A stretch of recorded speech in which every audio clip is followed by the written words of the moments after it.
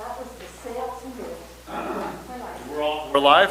Yes, we're live. Thank you very much, Ms. Simpson. We're back to the February 23rd board meeting. We're continuing on with, oh boy, gotta get caught up here. Item 33, Administrative Office, the 2021 or 2020-21 mid-year budget. At this point, we received the presentation. The board members, are we going to allow staff to come up with their propositions, or do we want to have any discussions prior to that?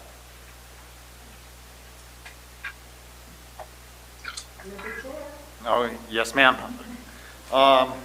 Looks like Mr. Macedo's ready. Or Under Sheriff Macedo. Oh, either way is fine. Thank you, Chair Stopper. Jim Macedo from the Sheriff's Office. We're just here to follow up on the budget presentation by the County Administrative Office and conduct a brief overview of our budget and some outstanding matters that we're going to need to address with the board. So to give you an overview of the presentation, we'll be on page 2 of your packet, and for the public's record, we'll provide an electronic copy to the board clerk, and I've also left a hard copy up here on the podium. We're going to talk about the MOU agreements with the unions just briefly, and how those affected our budget during the first half of the fiscal year, and what those impacts were, and the effects of those impacts on the budget as we move through mid-year. We want to address the Jbtc revenue from the board packet that was presented to the board earlier today. We also need to note and excuse me for the acronyms, our RIMS cyber software. RIMS is our information management system that the Sheriff's Office utilizes to control all of our computer operating systems in both the jail and on the patrol side of the house, and also our 911 system. And Cybers is a incident-based reporting system, a national system that has been mandated, and I'll get into that in a little bit. We want to talk about some capital equipment issues, and then some of the positions that the sheriff requested that were not recommended by the County Administrative Office. So we're going to take a kind of a team approach to this. The sheriff's going to handle some of the issues. I will handle some of the issues, and as will Oscar as questions arise. Flipping to page 3 and starting with the MOU shift differentials. And I guess I have to ask, I want to make sure Ms. Von Lotta is on from the County Administrative Office, because some of this will involve discussions that we had in the development of the budget overall, but in our discussions relating to mid-year, so hopefully she's available. As you know, there was negotiations between the unions and the county, and those costs were not included in the 2021 final budget and the personnel cost forecasting. So the Sheriff's Office had to absorb the costs relating to those shift differentials, those specialized team assignments, into our actual operating budget. The combined total, or the negative impact towards our operating budget based upon those union negotiated issues, across the board, was roughly $162,881. Mr. Flamenco broke that down for you further by budget unit. We had made some requests during final budget that we be reimbursed for those. The County Administrative Office has agreed to conduct a reimbursement only in the dispatch or communications budget, not some of our other budgets. And I just want to go over that and explain to the board how that impacts our department specifically. If you can flip over to the next page that states why MOU changes affect the Sheriff's Office differently. Those costs are spread out over multiple shifts and multiple departments within the sheriff's office. Obviously, we have a larger budget, so based upon percentages, there's a larger impact. You could certainly argue that since we're a larger department, we could absorb those. However, when you start to utilize an operating budget to absorb unanticipated union negotiated increases mid-stride or during the year, what happens is in successive years when the CAO comes back and asks for a status quo budget, that's artificial.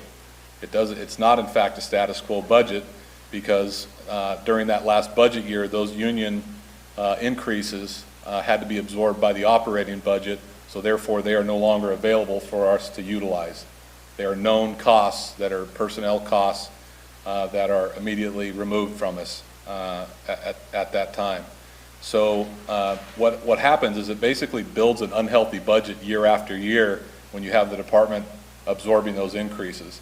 Those increases were specifically pointed out to the last couple of CAOs, both your interim CAO, Mr. Lopez, and Mr. Lutz, and they found that unique. I had always thought that that was bizarre and unhealthy, and they stopped that at that point in time because that was not consistent with other county operating processes where you have departmental budgets absorbing union increases. Normally, the county budgets for that and absorbs those outside of the departmental operating budget.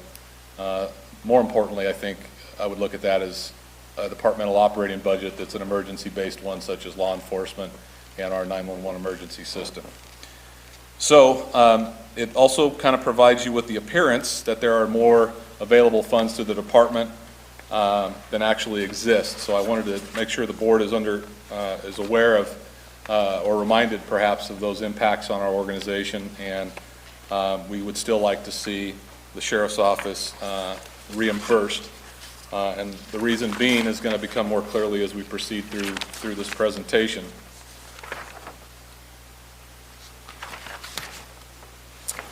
Bear with me a second while I get my pages in order.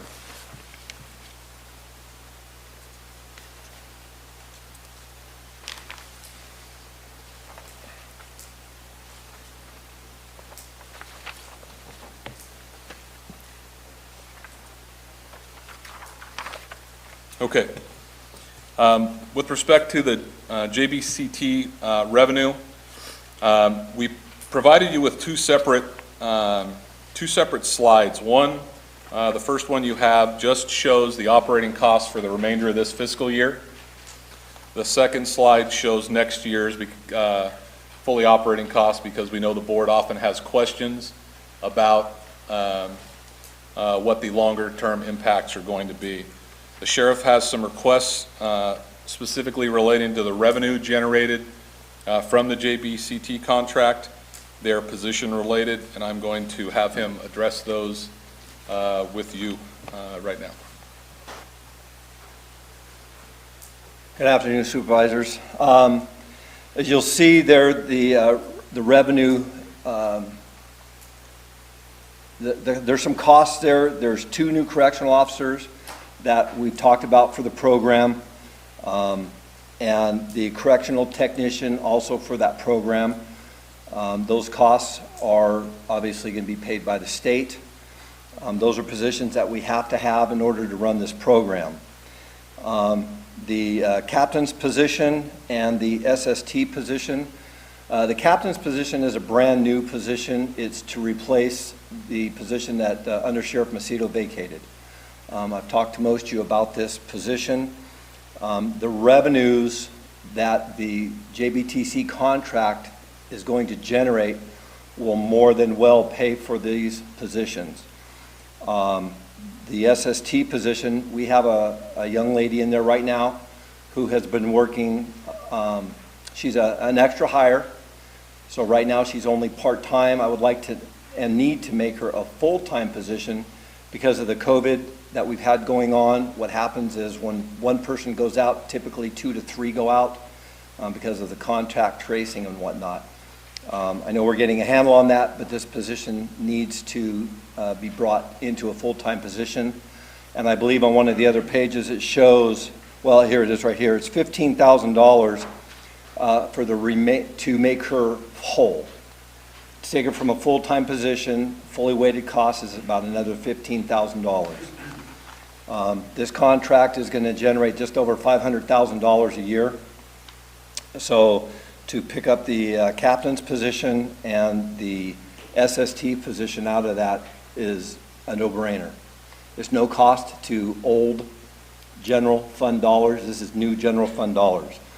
Now, in going through the CAO's packet, they've already spent my money that I worked very hard to get. I understand that it's general fund dollars. It's general fund revenue. But without that money, there's a lot of things that we would not be able to do, like do the captain's position and this other position for the sheriff's office. So if you want to go to the next page, these are the revenues. The contract's going to bring in, here it is, $578,488. Oh, yeah, a different one. There you go. You have the 2 new correctional officers and the new correctional technician. Again, they're a have-to-have. That's part of the program to make the program work. The captain's position and the SST's position. We've talked in the past about the backfilling the detective position that you guys gave me. There was a promotion because we had a gentleman go into the military for a year. I wanted to backfill the deputy's position, and we talked about that. That's part of the Jbct deputy to get our staffing levels up on patrol. And I also wanted to bring in another Met deputy so that we can do more search warrants during the marijuana season. I've scratched those off so that we can talk about that at another time, maybe when we start seeing some marijuana funding, tax dollars coming in. But these other positions, again, the 2 correctional officers, the correctional technician, are a have-to-have in order to run the program. And the captain and the SST are positions that I need back into the sheriff's office to help make us whole. So there's your total combined cost is $534,000. It's less than what the revenue is going to be. And I actually did a little bit of math, and on a year's basis, there's about $161,000 left out of that revenue, because you're already paying for the SST. She's just not full-time, so it's another $17,000 to make her full-time. So if you take the $258 for the sheriff or the captain, the extra $17,000 for the SST, that's $375,000. And if you subtract that from 578, it's actually more than $161,000. There's a couple $100,000 there. So there's other options out there, in my opinion. Obviously, the board has the final decision on what they do. You're going to see as we move along into this, we'll get into some other funding requests that I have for some vehicles. But these positions, obviously the top 2 I have to have, that's part of the contract to make the contract whole. The captain's position we've talked about in the past. Under Sheriff Macedo is only 1 guy and he's doing the work of 3. I need to give him some relief. And that Sheriff's Services Tech is a position, again, that we have a full part-time person. She's working 3/4 of the time, but I need to make her a full-time position. I'll let Jim talk about some more of the new revenues and costs. If you could go to the page with RIMS Cybers, and I'm sorry, I thought we had page numbers on here. We'll get page numbers on our presentations in the future. So I mentioned earlier that RIMS is our Sheriff's County Information Management System. We're, as a law enforcement agency, we're required to report to the federal government Uniform Crime Reporting Stats, or UCRs. Those are major criminal stats such as homicide, rape, robbery, and there's an electronic system to which our records management uploads those crime stats. The federal government has changed that to a more robust system, and at some point in time, the sheriff's office will have to address the board because our workload as it relates to reporting in law enforcement, because there's been such a spotlight on us, has increased tenfold, and this is just another level of that. This CYBERS requirement actually was mandated with an implementation date that had already passed. It was at the start of the new year, and it is a federally unfunded mandate that's been passed down to us. What has happened with this specific cost is at the final budget, we needed some bulletproof vests. In our discussions with the CAO wanted that deferred until mid-year. They gave us, well, actually, let me back up. The CAO gave us approval and agreed to allow us to purchase the bulletproof vests if we had salary savings at mid-year. That was a $25,000 cost. We chose to wait because we wanted to see where our salary savings was, because we were almost fully staffed at that time and hiring people, and we didn't want to spend money and be upside down at the end of the year. So we hung on to that and delayed the purchase of the bulletproof vests.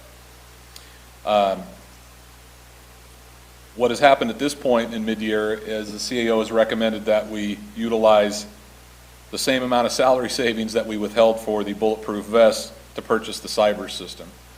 And you'll see with vehicles and some of the other things, our delays or our deferrals till mid-year are compounding, and unfortunately the CAO doesn't understand that we have held on to funds to pay for projects towards the end of the year, and therefore they're seeing money in our budget, and basically with the new OpenGov reporting system, they have control of our budget and they're allowed to allocate towards certain areas, and this is an area where the money essentially has been double spent.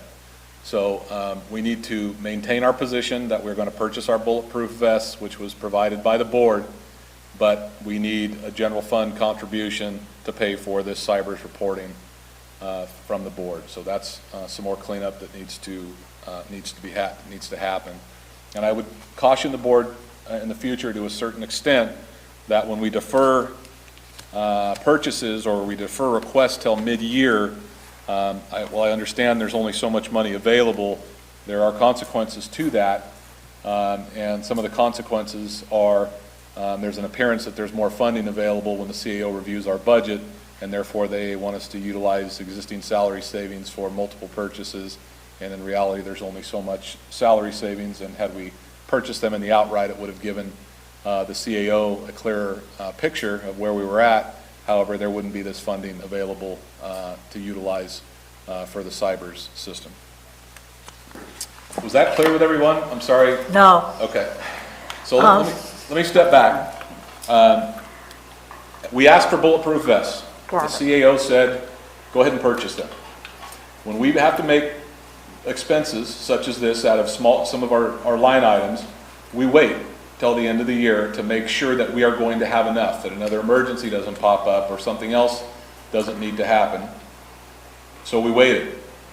We are now at mid-year, and we were going to either make the purchases at mid-year or wait till the end of the year. However, the CAO recognized this pot of money in a line item and then saw our subsequent request for the CYBERS upgrade, the software upgrade, and wanted us to utilize the bulletproof vest funding for the CYBERS upgrade. Okay, I understand that. But you said that the CAO's office recommended the bulletproof vest replacement to use salary savings. So that's where I got lost. I mean, you've had salary savings, so could you use it in... Yeah, I mean, I understood that whole conversation, but the pickle was left off the plate. What has happened, one of the new challenges that I think we are faced with OpenGov is it's an online budgeting system, and it deals with very raw data.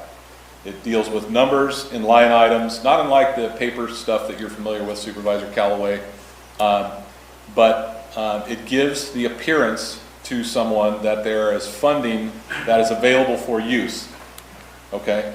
And the appearance is given to those that aren't intimately familiar with the operating budget day to day, which is what we do. We manage the budget day to day. We obviously have expenses that are known and unknown that come in, and we manage those throughout the year. There's a cycle and a flow. And that's specifically what happened with the vest. We were provided with the authorization to make the purchase, but when Oscar and myself looked at it, we wanted to wait because there were some other unknown factors. And we waited, and then when the CAO took a look at our budget, they saw what they believed was available funding and went ahead and asked us to utilize that to pay for the cybers, when in reality they didn't understand that it was earmarked for the vests. Okay, all right. Go. Jim, Yes.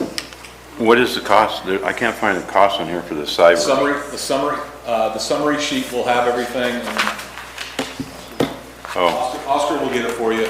What I'd like to do with the supervisor, just so there's clarity, and this is again a challenge with OpenGov. When the CAO builds the budget and places these funds into respective budget units, when we come to you like this with changes or after discussions with the CAO's office, we have to kind of open that box up and put things back where they belong, if that's approved. There's some things that the board's going to have to decide upon, but there's some things that after we've even discussed this with the CAO's office, they just didn't have an understanding of what was going on, and now after discussions and meeting with them, they do. So we're going to have to, I hate to use this term since it's being overused, we're going to have to unpack this a little bit and talk. In our summary sheet, I'm going to make specific line-by-line requests to brief the CAO so they can develop their opinion, which may or may not change, but also to brief the board. So our summary sheet, or our summary slide, will specifically outline what it is we're requesting and the amounts. Supervisor Toffenelli, is that okay? All right. Krista? Are you there? I am. So I just want to give a little more. Yes. Just, just one moment, Oscar. Typically, when we do our budget, you know, we have appropriations, and we base the amount that we put in these different accounts or org keys based on what appropriations we're going into for the year, correct? So does OpenGov not show that, look, this appropriation has not been made? So actually, OpenGov is rather transparent. So what it allows us to do is to budget as we've historically done at the class level, at the object code level, and at the sub-object code level. So that hasn't changed with OpenGov. Neither has departments' ability to use their discretion within certain rules that are set forth both by the County Budget Act and by our own budget and finance policy in the county. So for example, the administrative office may say, well, we think you guys have enough to make to cover the existing appropriations for bulletproof vests, or we recommend that you instead use those funds if that's your discretion for cybers. But neither one of those things would be precluded unless it were, for example, a capital asset and there wasn't already enough capital asset appropriation. So we do expect and hope to work with departments so that they do use their discretion in terms of how to use those appropriations that are set forth by the board. To answer your question, Supervisor Toffenelli, the summary sheet that the CAO's office provided you guys, it's number 4 and the amount is on there. yeah, it was on the very back. Yes, it was the very last page of the report.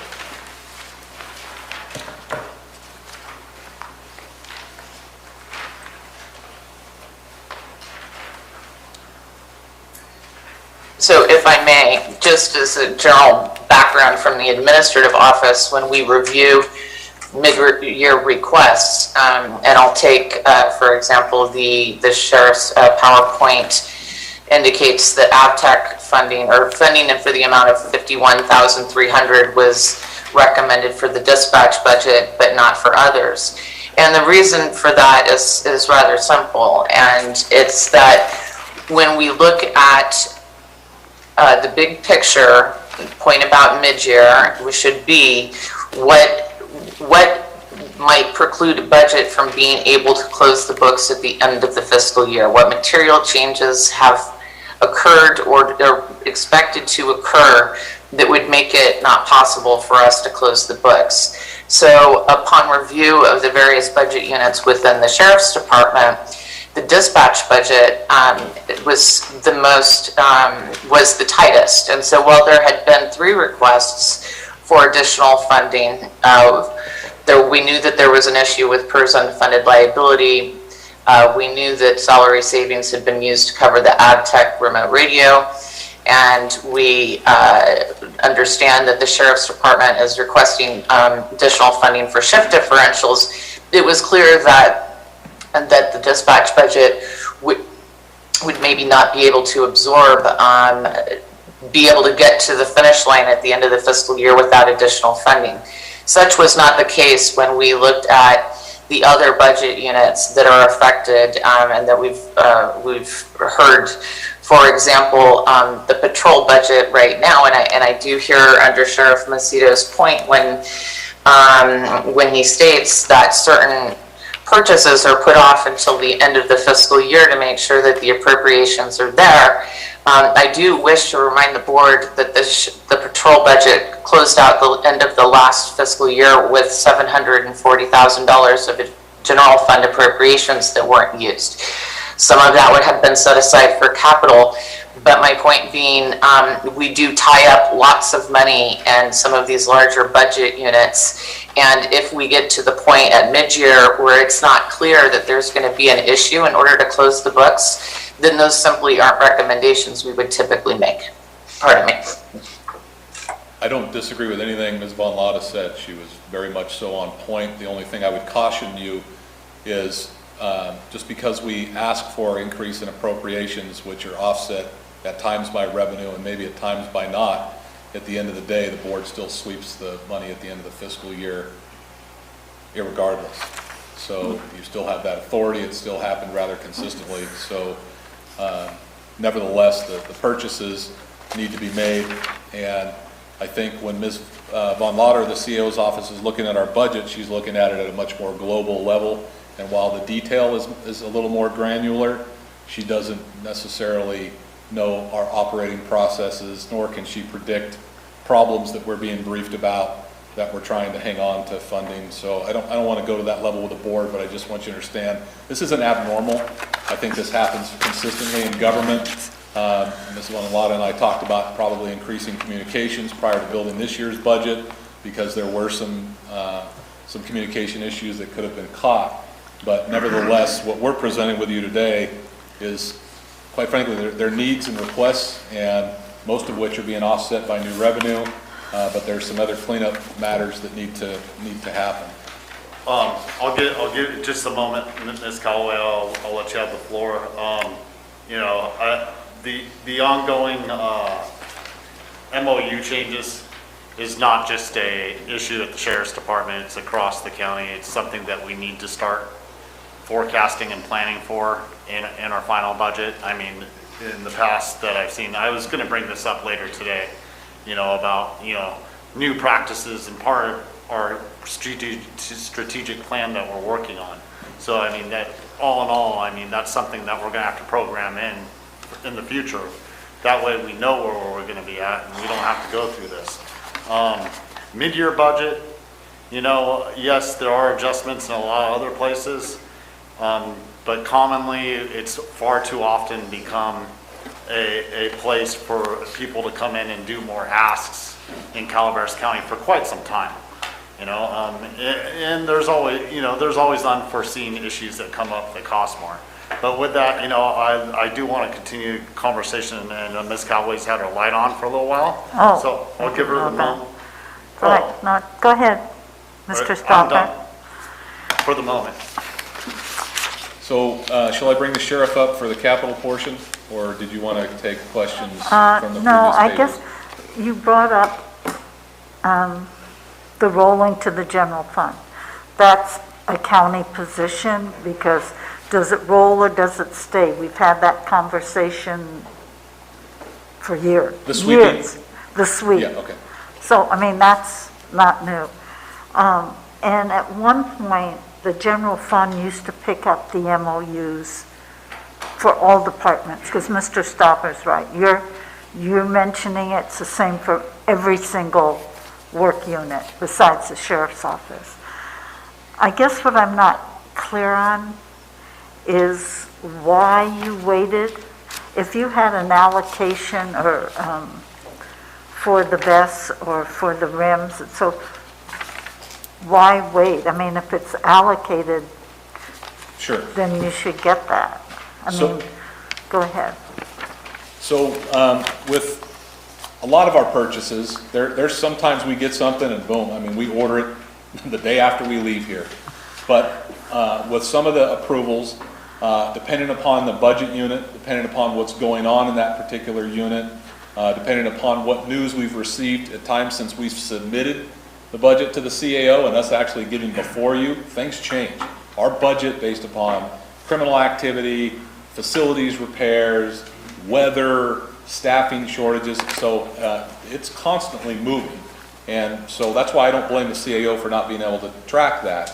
But when we have budget meetings or we have discussions specific to the vests, we were looking at a couple of different vendors, and if you recall, we also write a grant that reimburses us for part of that. So there is some timing associated with receiving those vests.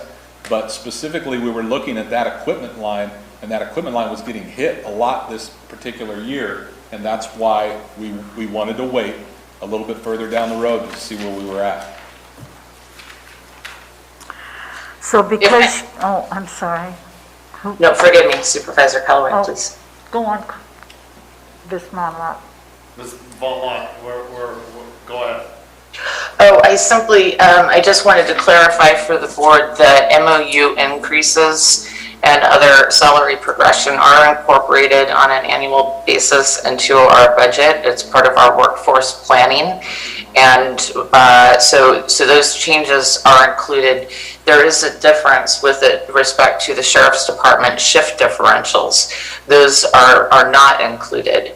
And to the extent that we are negotiating, then we will bring separate dollars, projections to the board in terms of what those MOU increases would mean. But I just wanted to clarify that we do actually update annually when we enter in the budget process for the prior, for what's currently and expected to happen in the following fiscal year.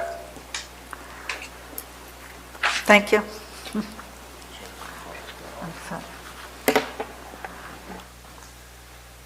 The next, go ahead, next one there. Capital. There, capital. I'm going to kind of switch things around, but I want to start at the bottom. We have a vehicle that was, one of our deputies was in a head-on collision, and we're still waiting for the insurance company to reimburse us for the cost of that vehicle. As you can see, the vehicle is $82,000. So what I'm asking the board to do is front that money because the insurance company is going to pay it. It's just we're still waiting for them to finish their processes to get that done. There is another vehicle is that other vehicle on here? No, that one is not because the CEO recommended supporting the one that was our fault. This is the other party's fault. Right, So there's yeah. a bigger outlay of capital. Okay. Okay, but yeah, so again, this is a reimbursement to the general fund by the insurance company. Of 82,000? Yes, ma'am. Yes. So jump back up, we have the two Ford pickups. One of them would be for our off-highway vehicle program. The other one would be for our boating and waterways program. As you guys well know, the state has bought us a boat, and I know we're working on trying to get another boat right now. They do not supply vehicles to tow these boats. And I know, I can hear it in the back of your minds right now. You're thinking that we bought a boat, trailer, or a truck last year. Well, we have two deputies that are running boats with one truck that doesn't work very well. I need another truck.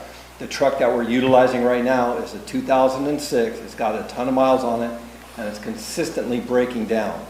So this would give us a new vehicle that would last for 10 to 15 years. With the amount of miles they put on them, it'll be a diesel truck that's going to last a long time. Same thing with the off-highway vehicle program. There's kind of a catch-22 at the OHV program because the state's not giving us a lot of money for that program anymore. So the deputy that works the OHV program is there for 4 months, and then he works out at Hogan for the remainder of the 8 months. The benefit of getting this truck now is that not only will he be able to use it for the OHV program, but we have extra boats because we purchased a new boat last year. He's able to work out on Hogan on a boat. So it's twofold. It keeps our public safe when they're on our waterways, and it gives them the ability to tow that boat around to get to the lakes. What this will do is, if you think about it, we have Maloney's, you have Tulloch, you have Hogan, and you have Comanche. Well, we have 4 lakes with basically 3 guys right now, but now I only have 1 truck. So this will give us 3 guys with 3 trucks, so we can cover our lakes. That's going to bring our accidents and whatnot. I brought that to you folks at the last board meeting, showed you the accidents that we've had, and if you've noticed that on Hogan and Comanche, where we're running deputies more often, the accident numbers are coming down because we're out there. If we do the same thing on Hogan, it'll bring those accident numbers down. Right. And that's the goal. One question. We're also patrolling Tulloch, and you've seen a substantial decrease in accidents on Tulloch. Yes. You and I discussed this prior. We've seen accidents go up substantially on Hogan. Now, I don't want you to stop patrolling Tulloch. I think that's, with how crowded that lake gets, it's very important for the safety of the people. But Tridam does not pay you any money to patrol that lake. No. At the same time, the Army Corps of Engineers is giving you money for Lake Hogan. And Yes. and we're falling off on Lake Hogan in the stead of, and I like I said, I'm not trying to say anything against patrolling Lake Tulloch. I'm for that because you've been successful at it. Yeah. You're showing success at it. We're saving people from injuries and lives. Yeah. But I think there's an imbalance there when it comes to Lake Hogan not getting the patrols that it needs, and it's showing in the numbers. And we're receiving revenue for that. Correct, and it is working, and I've been working with Supervisor Fallendorf, and I worked with past Supervisor Mills on getting Tridam to start giving the county some money for those. So that's another conversation for another time, but know that we are working on that also. Right. No, it was the time to bring it up because you're trying to patrol more lakes. Right. All right. I'll let you continue. Okay. So again, I go back to my Jbtc revenues. I know that the CAO's office has pulled a lot of that money and put it into different areas because it is general fund money, and I don't discard that. But one of the deals that I made with some of the board members that are still here was that you guys buy marked patrol vehicles and I will buy unmarked patrol vehicles. These are marked patrol vehicles, so I believe that the general fund should be purchasing them. However, because of the cost of these 2 vehicles, they're expensive. They're $107,000 to be purchased and completely outfitted so that they are marked patrol vehicles. I would like the general fund to pay for one of them, and I would pay for the other. And I hate to use this term, but I know Mr. Toffanelli loves to hear me say this. I would be willing to pay for the other vehicle out of my AB 443 funds.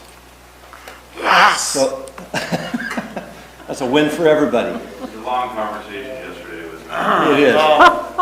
But it's a benefit to the county as a whole to be able to purchase both of these vehicles prior to our season starting. Because these aren't vehicles that have to be built. I can go to a dealership and get them dialed in and probably have them up and running within a month and a half to 2 months, so that they can be out doing what they need to be doing, which is pulling these boats and whatnot. Now, there is, again, like I told you before, revenue from the Jbtc contract.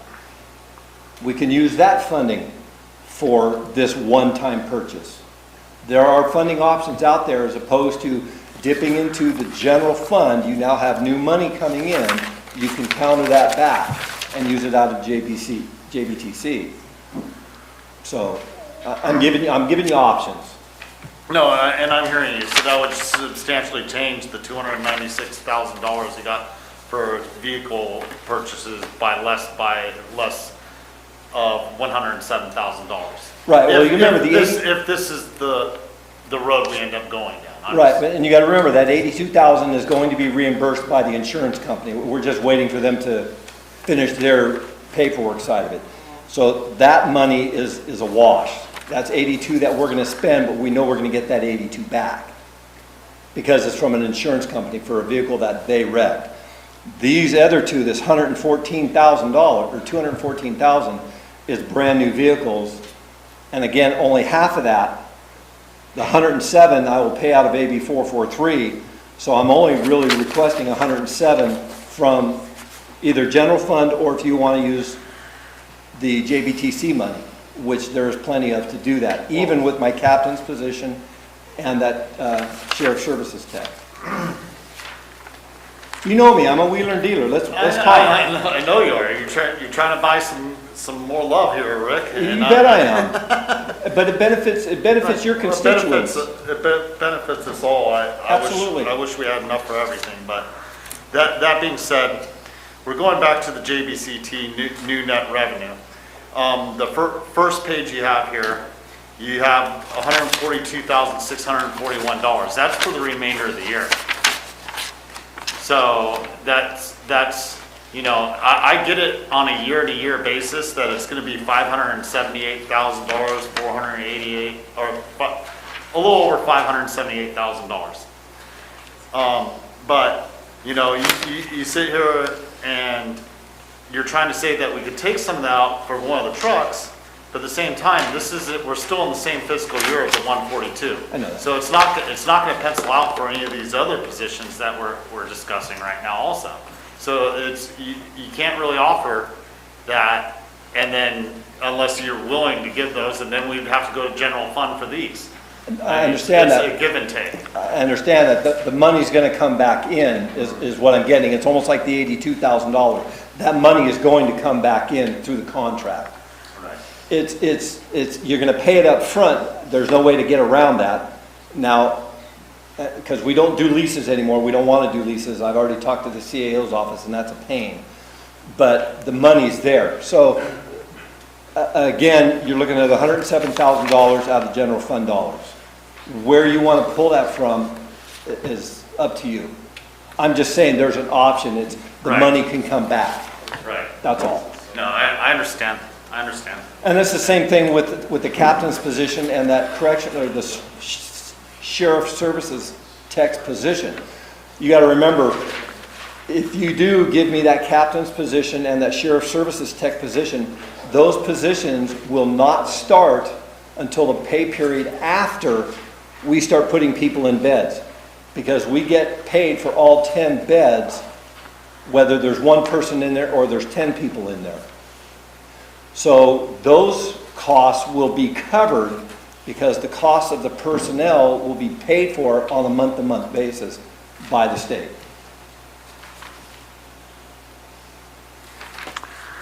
Okay. Do we want to go on to other new positions? That was all I had. You done with capital? Yes. All right.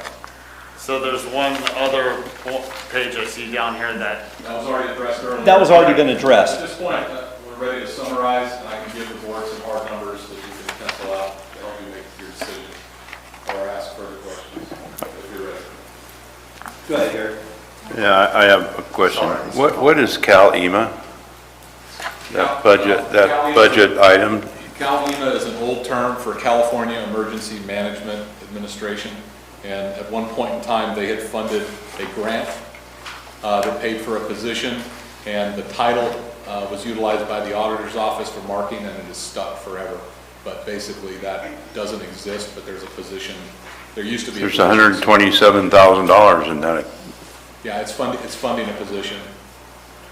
You can't utilize that funds for a position other than this? No, and can you reference what you're looking at so I can make sure we're talking about the same? I'm looking at key 101-00351, CalEMA operations. And I'm looking at, it's a SRF fund, transferred from SRF, Is there any- $127,040, and it has been untouched. It's, this whole year, $0 have been used out of that fund. Perhaps somebody can bring that up so I can make sure we're talking about the same. 101-00351. I don't know if the clerk has access to that, Supervisor Toffenelli. Okay. Can I approach maybe and look and see what you're looking at? Yeah, sure. What page on the packet is it? It's not in the packet. I have his budget. I have the sheriff's complete budget. Sheriff, I'm not clear on, you've crossed out the Met and the detective. The backfill, correct. Those were And positions, then, but show you it to put them Oscar, in right? on the back summary. Are they in or are they out? oh, no, they're out. They're out.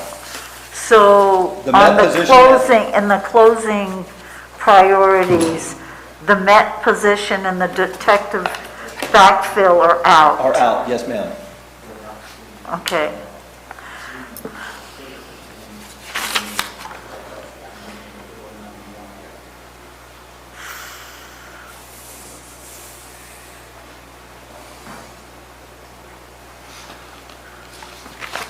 Rainy day fund? Can I answer it to you? No, I wish it was.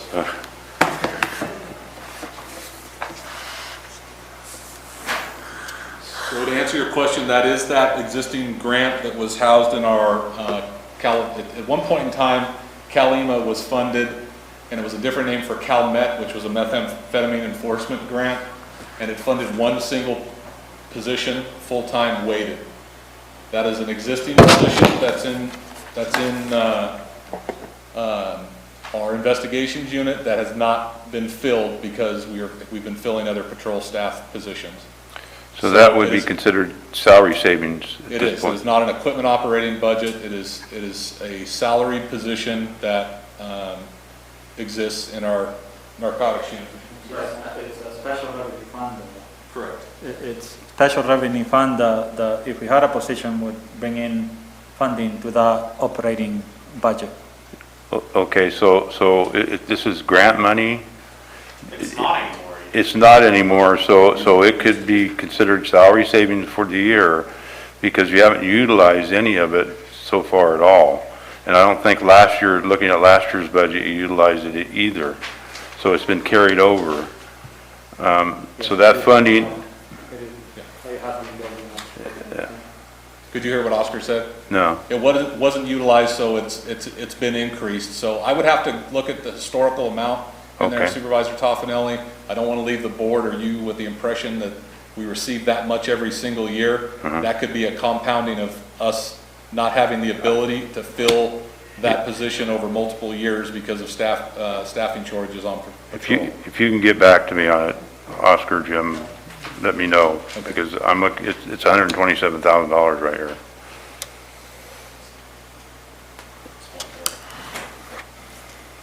It does appear that there's about $766,000 on contingencies in that fund. And there's been $100,000 of revenue so far this year in the special revenue fund. Without being able to look at that, I don't know what. How much? That's $766,000. Hey, Krista, can you tell me what it is you're talking about? It's 58100082, 580. the special revenue fund for CalEMA with the budgeted transfer out of 127.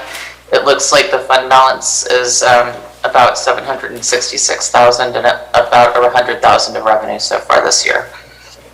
Can you give me that number again? You spoke way too fast. Yeah, Sorry, Jim. Sorry, Under Sheriff. 5810. 580. 58100082. Okay. I will double check. I don't think we have a a budget unit with 766,000 sitting around collecting revenue without some sort of outlay or expense associated with that. So let me get back to you. I don't like how that sounds, quite frankly, and I think there's something wrong. There's some inaccuracy going on, or somebody is looking at something and not fully understanding what type of expenses are going towards that. If you could get back to me. Okay. Okay. I think we're all curious on that. Get back to all of us and let us all know, yeah.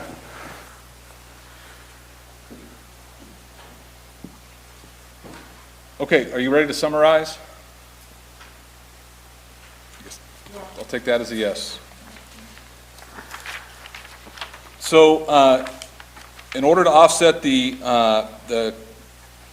MOU increases, the sheriff's office, and I guess let me step back and say we need the board to take action on each one of these if they would individually. That'll help clarify communication with the CAO's office as we move forward, because sometimes it's difficult for us to track what the board agreed to on a point-by-point basis. Afterward, there's sometimes some confusion, or one person from the sheriff's office heard it one way and the CAO's office heard it another way. So we're at...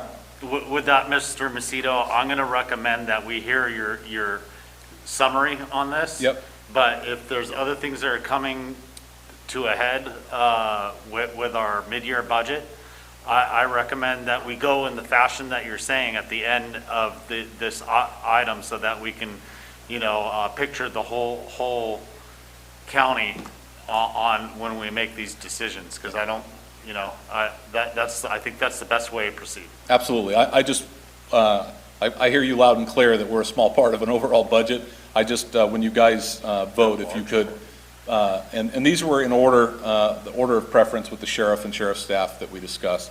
So the first item would be to offset the MOU increases for a total of $162,881. And again, that's to prevent us from going into multiple budget years while continuing to offset MOU increases. So it's that whole unhealthy budget appearance issue. Number two is the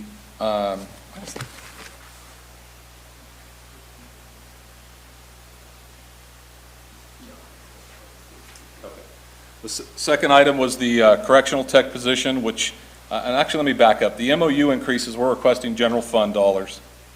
Correctional tech is offset by Jbtc funding, so that is not a general fund impact. Should have those two correctional officers in there too for the Jbtc program. But that didn't get I put in there. think that's because the board agreed to that already, and it's not an additional outlay. The CEO Recommended, yeah, it's Oh, that's included, right. so yeah, recommended. The new captain, again, $69,500, that's offset by Jbtc funding, CT funding, excuse me. The $25,000 RIM Cybers, that's a general fund request. The vehicle purchases, I believe if I heard everyone right, we're down to 189, and that's a general fund request. Was with 80 some odd thousand being reimbursed later after the, Correct, the 82,000. right. And then, okay.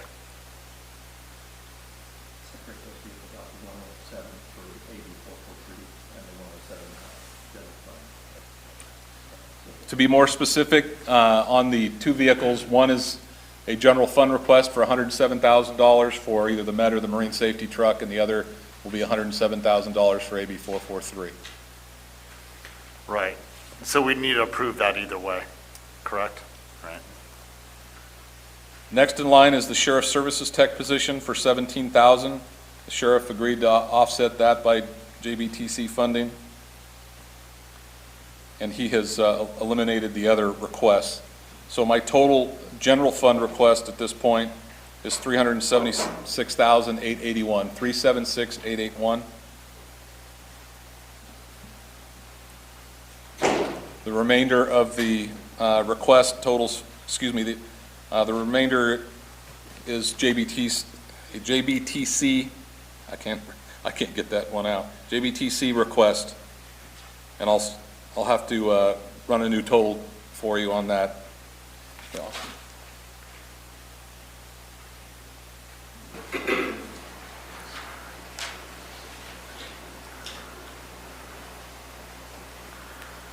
Mr. Chair, Yes, ma'am. I have some questions.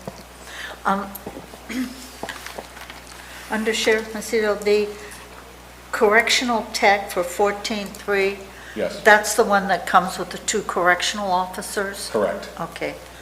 So do we need to add in the 2 correctional officers? That's a good question. That's what the sheriff was talking about. We aren't discussing that because the CAO did recommend that. Okay. That is an area where you're in agreement on, so we're not bothering the Okay. board with that. Krista, Supervisor Holloway? on the new correctional tech and the new captain, your office did not recommend it at this time. Could you please tell us why? Sure. So in general, given that the JBCT contract is a jail contract, the nexus from the position of this office is that those funds should stay within the jail budget. While we're not necessarily recommending that, for example, those funds be used to backfill facilities issues in perpetuity, that would be an example of where we know that there's exposure in the jail budget going forward. We have recommended the correctional text. While I fully expect that this contract will go well over the course of the next few years, it is still in its infancy. We've yet to fill a bed. And that is something that will happen over the course we expect of the next month or two. That said, if for any reason the census under the contract were to go down to less than 10 beds on average over any 3-month period or on a quarterly basis during the contract, then the revenues would then also decrease per a contract amendment. So while it's great to be looking forward to this potential revenue, the position of the administrative office is that we keep those revenues inside the jail budget. We use them directly for such things as correctional officers to service the contract and the inmates. And at this point, we think it's premature to be budgeting on what is essentially one-time funds. I understand it's a 3-year contract, but with permanent positions across numerous Sheriff's Department budget units at this time. Okay, thank you. When would the first check come in for Jbtc funding? I can't remember the contract. Is it in April, or is it the setup comes in March? The way it's set up is that they'll be putting people in the beds April 1st. So the billing would start directly after that. Okay. The billing would start, but is it a monthly? You know, it's the state. I'm not, I can't be honestly tell you, that would be a question for the state. This is another case where we're talking about revenue that's not in our hand yet, that could possibly fluctuate depending on how many people the state has in beds. Well, Well, it doesn't. I'm sorry. It starts out that the minute they give us one person, they're paying for 10 beds. Ms. Von Lotta made a very valid point, though, that at every quarter, if it drops down, they're going to adjust it. And again, the state has assured, and she was there, as was Sarah Edwards, that they do not see that happening because they have no place to put them. And since the inception of us starting this program to get it up and running, they've added almost another 200 to 300 people to the program. So they still need the beds. So you got to understand it here. I told you folks that if for some reason this contract went away, or if we weren't getting the funding, I would take those positions back. And I still stand by that. That's how confident I am that this program is going to go. And we're not going to have an issue. So you have a guarantee. We can always bump people back and always have a vacant position. We always have vacancies. So it's not like you're taking a chance on anything. I'm very confident this program is going to work. The issue that I had with the way that the CAO built this money out is they took and put $121,000 of JBTC money into the facilities. And we never requested that. They just arbitrarily took $121,000 and put it into the facilities repairs. And so, but the money will be there. And again, if it's not, we'll pull those positions back. No, thank you for the clarification. I have a question, Mr. Chair. Yeah, Mr. Toffenelli. Yeah, your projected amount of money that for the remainder of the year on this contract is 142,000. I'm sorry, say again? Your projected revenue income for the remainder of this year, starting April 1st with this contract, is $142,000. I believe so, yes. That's what you had up there, and it's in the packet. The recommendation, so the numbers aren't making up here to me, because the recommendation from the CAO is $43,000. And then they're going to use $120-something thousand of it into the facilities. No. That's again, See, I need to clarify what's. the CAO arbitrarily on their own chose to take JBTC money and put it in a facilities line item budget without discussing that with anybody at the sheriff's office until it was presented to the board. Correct, but the 122 they want to take and put in there plus the 43 is 165 versus 142. I'm just saying the numbers aren't jiving. If I may. Yes. Okay, so the numbers that were proposed to us by the Sheriff's Department to the Administrative Office are for a total of this current fiscal year of JBCT funding for $571,500. So all of it has been budgeted, recommended to be budgeted, I should say, in the Sheriff's jail budget.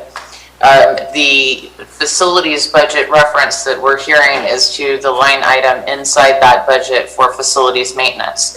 This being like many of the other appropriations in any particular budget unit, they could be moved off of that line and spent on other things, so long as the other items, for example, wouldn't be capital, which would require board approval.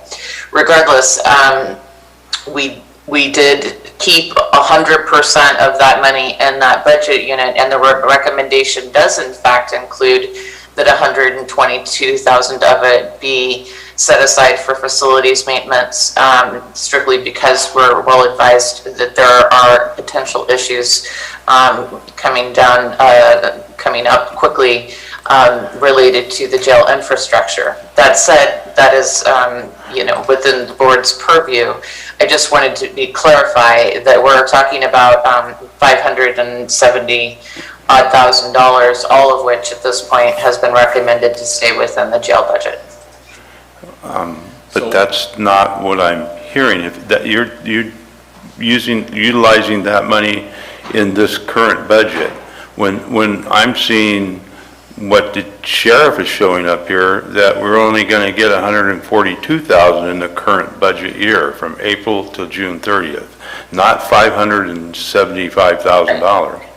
So that's new information, if that's what the Sheriff's Department is putting forth, that's not consistent with the information, the requests that were made of us by the Sheriff's Department before today. That's unallocated revenue, and what's happening, Supervisor Toffenelli, is you're reviewing a budget that was built by the County Administrative Office, not the budget that was built by the Sheriff's Office. And if that sounds familiar... Not what's happening.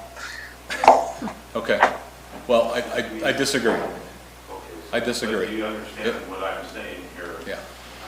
You understand what I'm saying here? The projections that apparently are being projected here by the CAO's budget is going to have a deficit of about $400,000 because you're not going to get $575,000 this year out of this contract because you're only going to get April, May, June.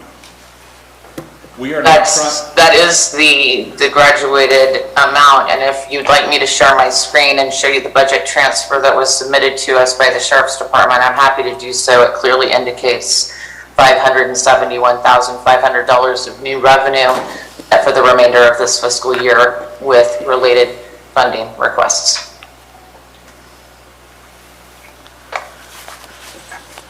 Well, I certainly think that we need to have this straightened out if we're not going to utilize, or we're not going to receive that amount of money, and we put it into a budget this board's being asked to approve, because somewhere we're going to have a huge deficit here that's not going to be something we can cover by just writing a check for out of contingencies.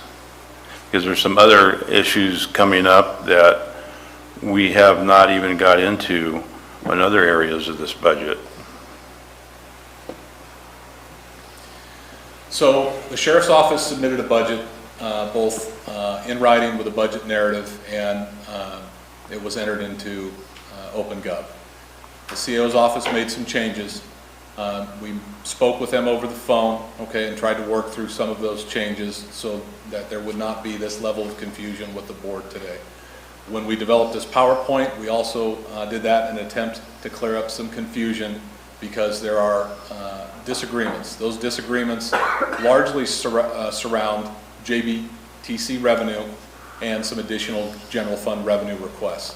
That was what the PowerPoint was built based upon. I don't know how to make this any more clear.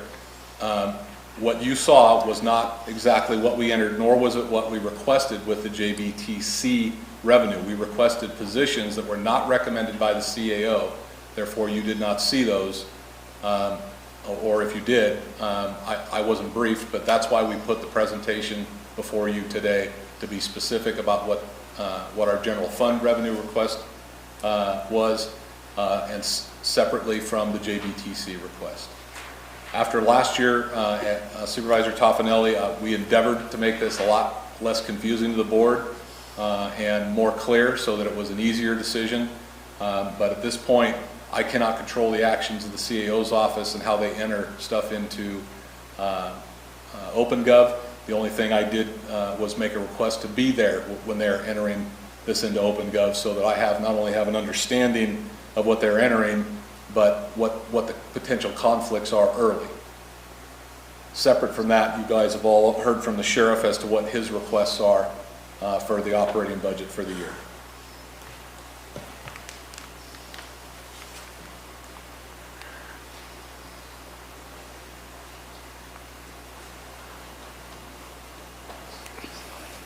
I have a question for Rick or Jim. I'm not sure who wants this. Going back to the OHV vehicle, and this is just curiosity, how do the grant funding at the state, can that help supplement? Or, I know you want it for this season, I hear that, and I know grant processes are months long, but is there a way to have the OHV fitted, I know it's by the grant funding that the state provides for these programs? Or is it because it's outfitted as a patrol, it doesn't qualify? No, the only thing they're giving us is funding now for personnel. They're not giving us any funding for any equipment. That's the whole problem. Okay, But got the it. benefit is that we're collecting some revenue through Hogan for 8 months out of the year, so that'll help. That also pays for the employee. It doesn't pay for any equipment costs. We're just, as a county, kind of biting the bullet and getting the boats through state boating and waterways, so the county's not having to buy them, but we have no way to tow those vehicles, so it's kind of coming back upon us to pay for that ourselves. Yes. Okay, thank you. Okay. Just for a little clarity, I went ahead and ran the numbers based on the JBCT project that you put forth. I'll start over with my mic on. Just for a little clarity, I just ran, some basic math numbers on the JBCT that we approved today. That's going to be going back to the state. In here, you say total revenue not to exceed $4,764,500. You also say there's one-time startup fees of $2,895,786 in there. So those would automatically get subtracted. So I went ahead and did your 578, 488 times 3 for 3 full years within that contract time. And then I subtracted that from the total that I just was left here with on basic math, I'm sure there's a couple of factors that are minor, but I came out with $133,250 left over to work through the beginning or the end of this fiscal year. So somewhere in there, you know, based on the numbers that the sheriff's department's put forward, I'm seeing a correlation with your number. I'm off a little bit of what you have, but for the rest of this year, it's in the vicinity of $133,250 based on the information that's presented here. I didn't do the math. I will defer that to Oscar. Is it possible that I can share my screen, please, so maybe we can all just get on the same page by looking clearly at what the request was? Yeah. Cool. So,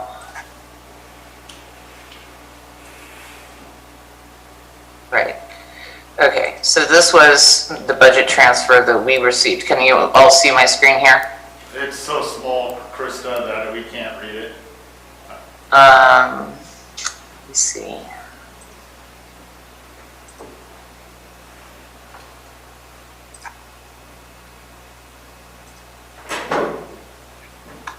Can you see it now? Yes. Okay.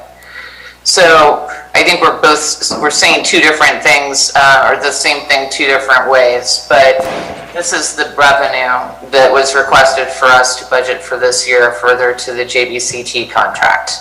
Wait, can I hold you up 1 second right now? That $173 is revenue that was paid to the sheriff's office by the state of California for housing inmates because of COVID. That has got nothing to do with the Jbtc program. All right, forgive me, I'm sorry, Sheriff. Regardless, we come down here, the $261,000 is part of the pass-through of this. The $30,250 is for the jail infrastructure improvements, and this $30,250 is also part of the pass-through that would go to WellPath for one-time setup fees. So when we talk about the jail and the increased revenues and the expenditures, that's why. And so when we hear that it's correct, this is what we recommended in our memo, and this is not an OpenGov issue, although historically in the rest of the year during budget development, we do use OpenGov, but not for mid-year budget. We will look at what is requested. And so, of course, we're going to recommend this pass-through amount, that pass-through amount, but to the extent that there's discretion, for example, adding positions in different budget units, that's where we make the recommendations we make. So if, I'm gonna see if I can do a new share. Here we go. Oh, sorry.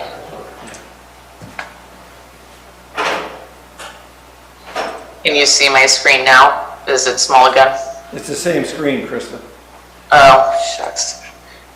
Easy. We can't see the bottom line. Can you move it up just a little bit so we can see the bottom line that shows like line 43? We see line 42, but... Yeah. So there's line 42, there's nothing underneath there. I've got another spreadsheet though that shows what we are recommending, and what we are recommending is on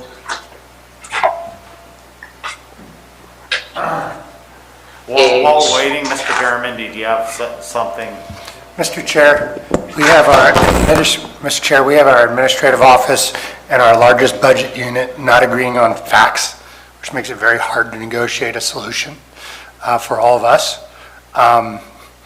We can do this at any meeting. We had this in last year's budget, and they got together overnight. The next morning we had a plan. This is awfully hard to do in real time when we're not agreeing, and Krista's in the other room. I'm not sure how we're going to get this done, Mr. Chair. I'm in agreement. I mean, all in all, there's not a correlation in budgets right now. I did say earlier that we would like to come back to this at the end of the meeting. Are you done with your presentation for now, Yes. Mr. DeVasilio? And I'm not to say that, one way or the other, but, we need to go through the rest of the mid-year budget. Maybe during that time, if you have an opportunity to get in the back room and maybe we can get on, with Ms. Von Lott or on the phone and, work on this a little bit, but we got other business we need to look at before we come to a decision on everything. Absolutely. Okay. My apologies. No, that's fine. Don't apologize, it's part of business. Mr. Stockwell, we don't need to do this today. They don't have to resolve this today. No, they don't need to, and all in all, I mean, Mr. Garamendi brings up a very good fact. We don't need to make this decision today, so if there's, some discrepancies that we need to iron out before we so we can make a valid decision, we definitely should, work forward on that and, and bring that back before the board during a subsequent meeting, which could be next week because we don't have a Tuesday scheduled meeting. But Mr. Toffenelli, do you have something you want to say? Ms. Fullendorf's got her light on. Okay. I just wanted to point out to Jim that and Oscar, that 581000082 is SRF fund. That's that one, yeah, okay. If you're ready, I have an answer for you. Okay, thank you. Okay, that was a grant fund specific to drug-endangered children that was housed at our narcotics unit. That fund was reduced to where it wouldn't satisfy the full FTE cost of an employee. It was less than. In addition, as I mentioned earlier, we were short-staffed on patrol, so we chose not to fill it. So it is built over time. So it is a fund that we could build back towards for drug-endangered children investigations. But also during that time frame, and this predates Mr. Flamenco, during that same time frame, it was no longer a competitive grant process. That money was allocated to us. So while I think I hear what you're saying with the SRF fund, it doesn't mean we can go out and purchase vehicles or other things with it. I apologize for not being able to answer what that was immediately, but when it changes from CalEMA to DEC, the acronyms, I was having a hard time keeping up with exactly what that was. So that's what that is designated for. I just stepped out and had a brief conversation with the lieutenant in charge of that unit to see, how we've been managing that. And so while I appreciate you bringing that to our attention, I don't think that specific fund is going to offset what we're talking about here today. Thank you, Jim. Thank you, Oscar. Ms. Fullendorf. If this comes back, one suggestion or comment to consider, if you could separate general fund versus the contract, because at least for me, it's getting confusing in this talk back and forth of what we are trying to approve with the contract and looking ahead for the next 3 to 4 years with one time, and then versus general fund. And why that is if there's other departments coming up, how does that general fund request level to the considerations we have to make with the rest of the departments that are going to propose? If that makes sense. Then that way we're making a decision based off of the contract and we're not fighting. To me, looking at this, it just gets too jumbly. And I think separating them out so then we can see clear what your request is, and then say Public Works and everyone else, we can better accurately make our decision. And then we can argue over contractual decisions or disagree contractual decisions based off of that other grant or grant money. A good point, Ms. Fullendorf, and I would add that, if you're going to do any AB 443 money, that we say that goes to that, and then for example, the $82,000 that will be reimbursed, that's technically money that's going to come back into general fund monies. So, if that's the way we're spending it, so that should be line item there to come back later with the request so that we can see that clearly. I can lay it all out for you. It's very easy to do that.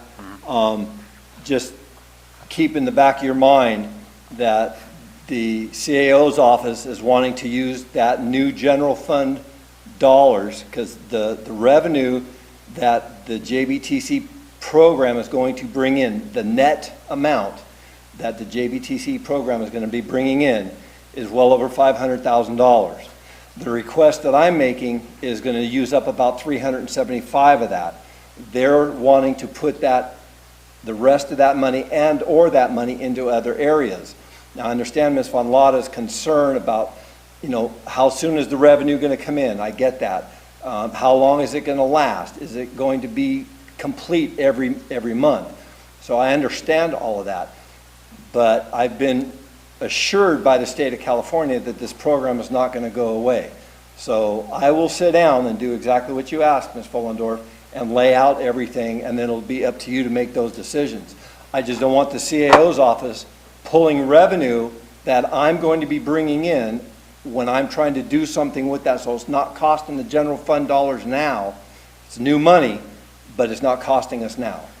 And I'm trying to move our department forward with a succession plan, because we have people that are going to be retiring here in the next couple of years, and I need to get people set up so that we're not vacated.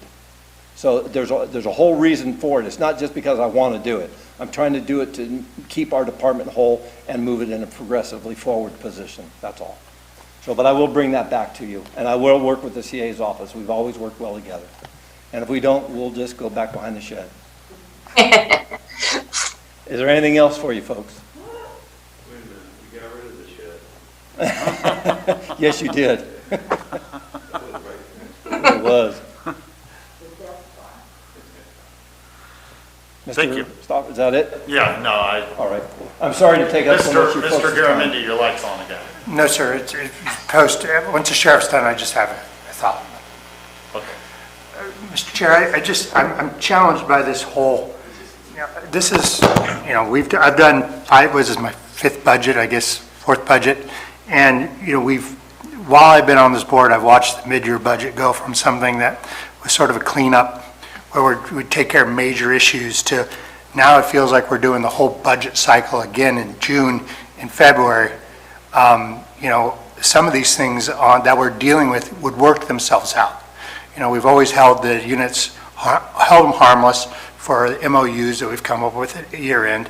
We've always, we've got items that we're going to be taking on that are $400 adjustments for standby fees, which might work out at the end of the year. That's why we have a year-end closing process to sort of work this out. We're making decisions based on projected revenues on things like TOT. We're projecting that we're going to get lots of money, and we're budgeting it out at mid-year, not really knowing if tomorrow the state or federal government shuts us down or what's going to happen.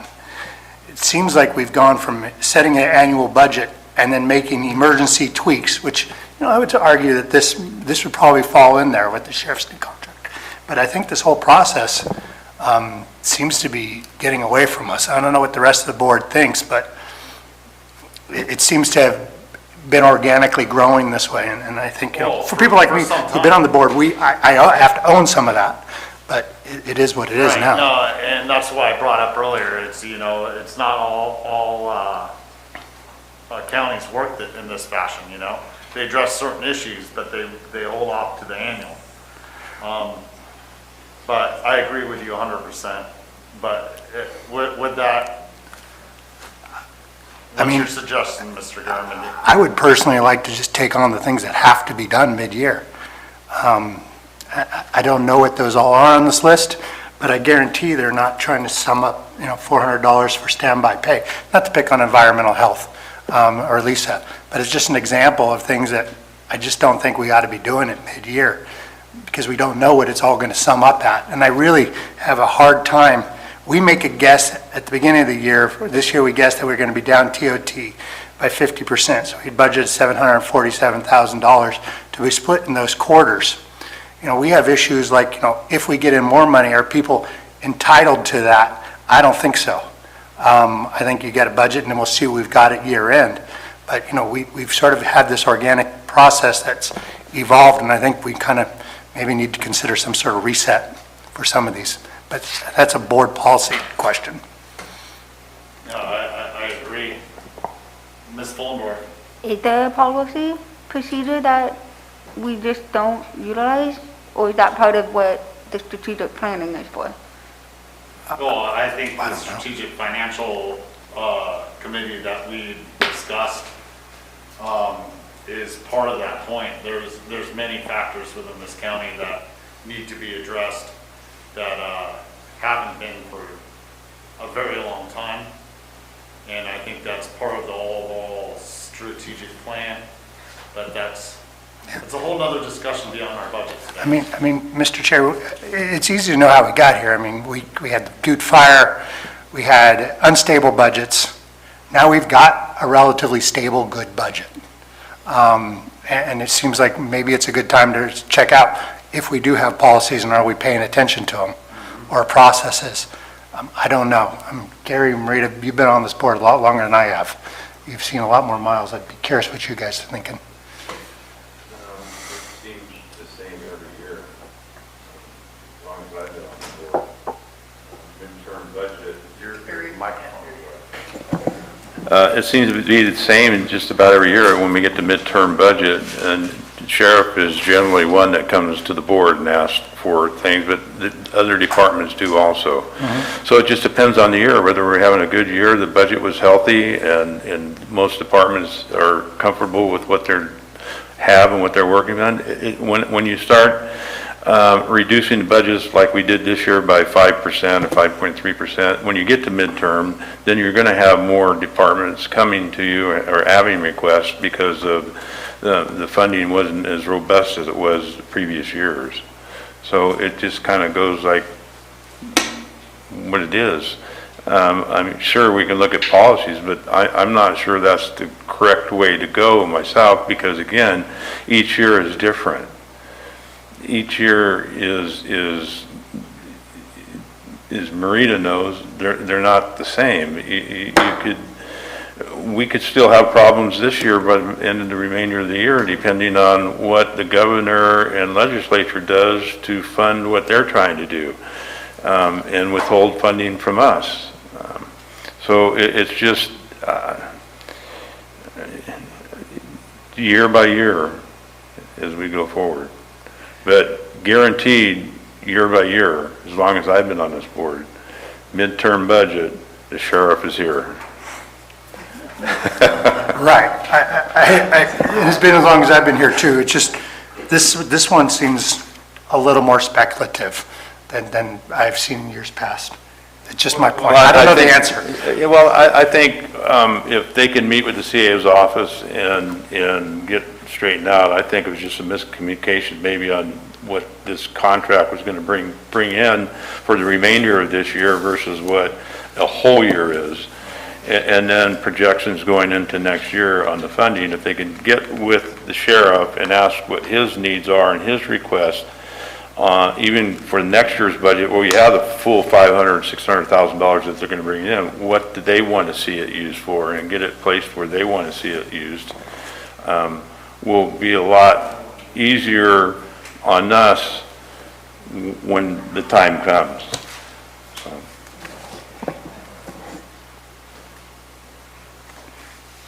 So we're all on the same page. We need the sheriff's department and the CAO to get together and iron these things out before we make a conclusive decision. Shall we proceed with any other department requests, and then we can put those down on paper or have them get with administration also? Is there any other? Mr. Toffman. Well, we have attachment A that I think we need to go through, which is what the CAO's projection or his recommendations for department request. And then after you go to that, you move down, there is a couple more that are requests by departments. I think there's IT and HHS. I think there's 3 of them. One of them is also the sheriff, that they're requesting in addition to what the recommendations are by the CAO. So if we can, I think we should go through those, because those are what we're actually being asked to address today, Yes. No. along with capital assets. I'm sorry. Yes, sir. Just before we get to the requests, I do have a couple of challenges that I've got with this budget. You know, we've allotted a whole lot, $735,000 additionally to this budget in TOT, and it's projected TOT contribution. I don't think we ought to budget like that. And besides that, we're also giving out 25%, so it's a proportional increase. And, you know, this is something we should have cleaned up when we did the ballot initiative and right when we started handing this out, but we didn't. And I think it's highly speculative to project what's going to happen in TOT and budget it now before we have it. I agree. I just don't think we could do it. I think we ought to, and you know, just because we have an extra dollar in our pocket doesn't mean we have to spend it. Well, and that was the point I was going to get to at the end of the meeting today is we need to start planning for things so that we aren't cleaning up the MOUs at the end of the year. I mean, that's part of it, but that's all part of the strategic planning going into the future. So when we get to, and how it relates is if we get to the requests, you know, what is the bottom line number we're working off of so we know how much money we have? Because if we don't do that TOT, we just took $750,000 off the plate. Well, that's not all TOT when I read revenue. It's on item number 13. What is the package page number? It's attachment A, item page 2 of 4.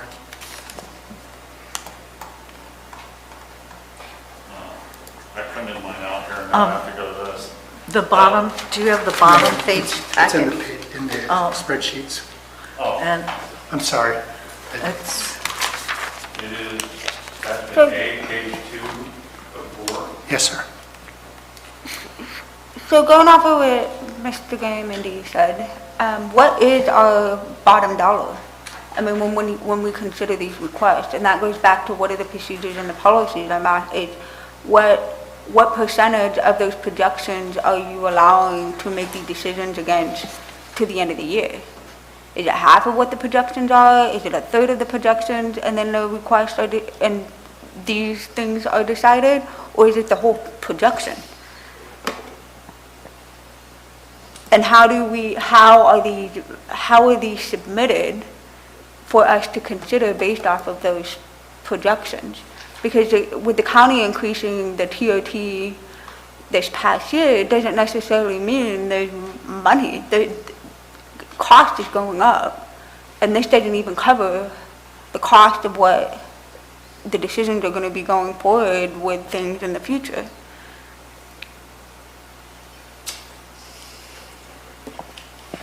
And there's no answer. It's just those are the when I think about policies and procedures, what are we working with?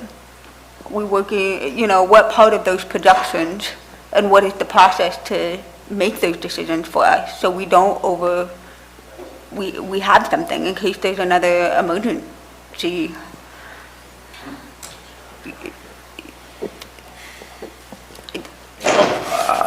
I will, Just dialogue of how am I expected to make these decisions if I don't even know what the bottom dollar is? I will say this, and I see what Jack is saying, but you got to remember, other than cash carry, most of all of our general fund budget is projections. It's all projections of what we think we're going to come in, what we think we're going to get on property taxes, what the projections are. It's all projections. And where we run into trouble is why we have midterm is to see where we are on our projections and how we're doing on it and how close we are. If we're not there on what we projected, bottom line, then we've got to make the adjustments for the remainder of the year so we're not operating in red and taking contingency funds or reserve funds out to just catch up to the end of the year. So everything is basically a projection. No, Gary, I totally agree. It just, I think my problem with it is we set the budget on the best projections that we can. For example, going back to TOT, $744,000, whatever we did last year. Now, we're saying, instead of working within that budget and saying, okay, at the end of the year, this is what we're going to do this year, and we're going to see where we're at the end year, we're saying, we're up right now, so we're going to give you that money today, and we'll give you a little bit more, because we think it's going to be good. We've already set the budget. If we were under or something, then we'd be scrambling. Right. This is a good problem to have, but I just don't think we ought to just start handing it out proportionally without going through a bigger process. I'm sorry. I mean, if we go to, I'm on my agenda packet because I made all my notes here and printed it out before I came in today. So 33A, page 4, and these are December 31st, 2020 revenue actuals. And this is what I've been basing my decisions off of. Not projected for the rest of the year, what our actuals are to this very point. And my understanding is that's what, the attempt by the administrative office was to paint the canvas that we're in today. Still, it says here, numerous general fund revenue projections were reduced, including reductions to Prop 172, transit occupancy tax, and sales tax, in the aggregate amount of approximately $167 million. I would go on to say excise tax revenue projections were reduced by 40%, 1.43 million. I need to get back to where the TOT came in at this point at over 50% of the entire projected year. So, those are the assumptions that I'm making on working from here. Revenue in hand. Although we have some adjustments, it looks like, to do with the sheriff's department on their end of this. So I'm in agreement with Gary. There's stuff here that, we have to go through that the CEO office has recommended, and we have to decide if we agree with all those recommendations at this point. Some of them are such a minuscule amount. I do think some of these come out in the wash at the end of the year regardless. And that is a choice the board can make. It's like, look, when do we do this? And we could choose to wait till the end of the year. Is that the appetite of the board right now, or do we finish doing what we're doing? Well, Mr. Chair, since my light's on, if there was, go ahead, Amanda. Sorry, I don't think it's fair to department head to change it now when they didn't know, but I think going forward, yes, there should be a consideration of how this is decided, so it's not going through an actual budget. And what are our expectations as a board with these requests coming to the CAO's office? Because how are they vetted? What we just witnessed, we don't know because there's no policy or procedure in place. What do they meet? What criteria are they meeting? Other than emergency, mandates, legality, and contractual agreement like MOUs that we need to figure out. But what are those? I mean, there doesn't seem to be an answer. It's just based off of projections. And then it holds not only us accountable, it holds so we know how this is working. So, some of these are valid needs to address now, though. You asked my opinion. But if there was a valid, if there's an emergency we need to address, I'm happy to do it. Am I willing to buy building a cheap four-wheel drive for $30,000? I don't see that as an emergency, and someone would have to tell me why that's an emergency. It's in the budget. So I would do whatever the minimum was and then have a real budget process. I'd punt. That's just mine. Ms. Calloway, your light's on. Part of it is that things do happen during the year to departments, but Krista, I have some questions. Are you ready? I am. Okay, on packet page 715.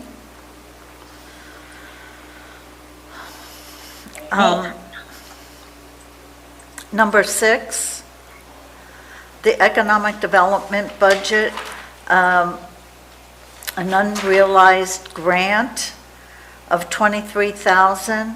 Did that mean that the general fund paid for the project that the grant was supposed to pay for? So what that means, I'm just scrolling here. What happened with the economic development budget was threefold. The first thing that happened is that they were over budgeted in revenues by the amount of $23,000 for grant funds that ended up not coming in. The budgeting of those revenues was not accurate and ended up being a mistake from last year's census grant funds.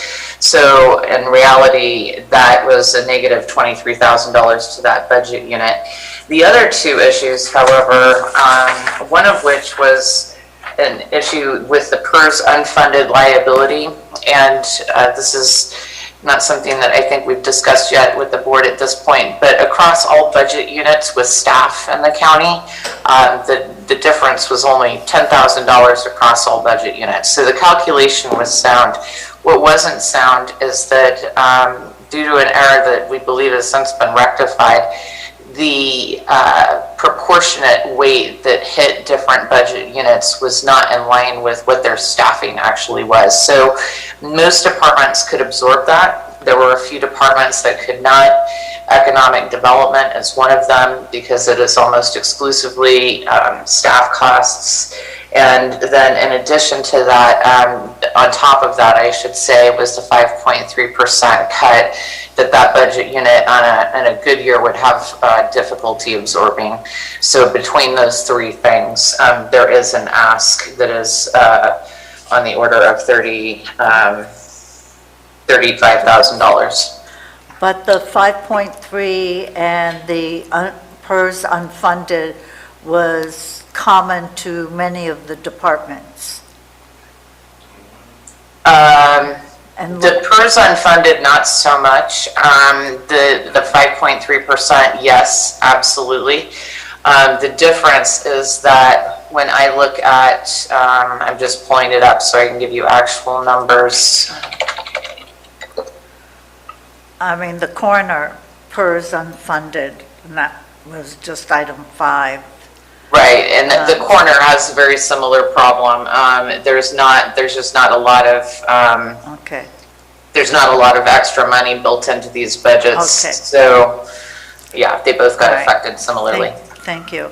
I want to move to number 11 on page 716 for the admin budget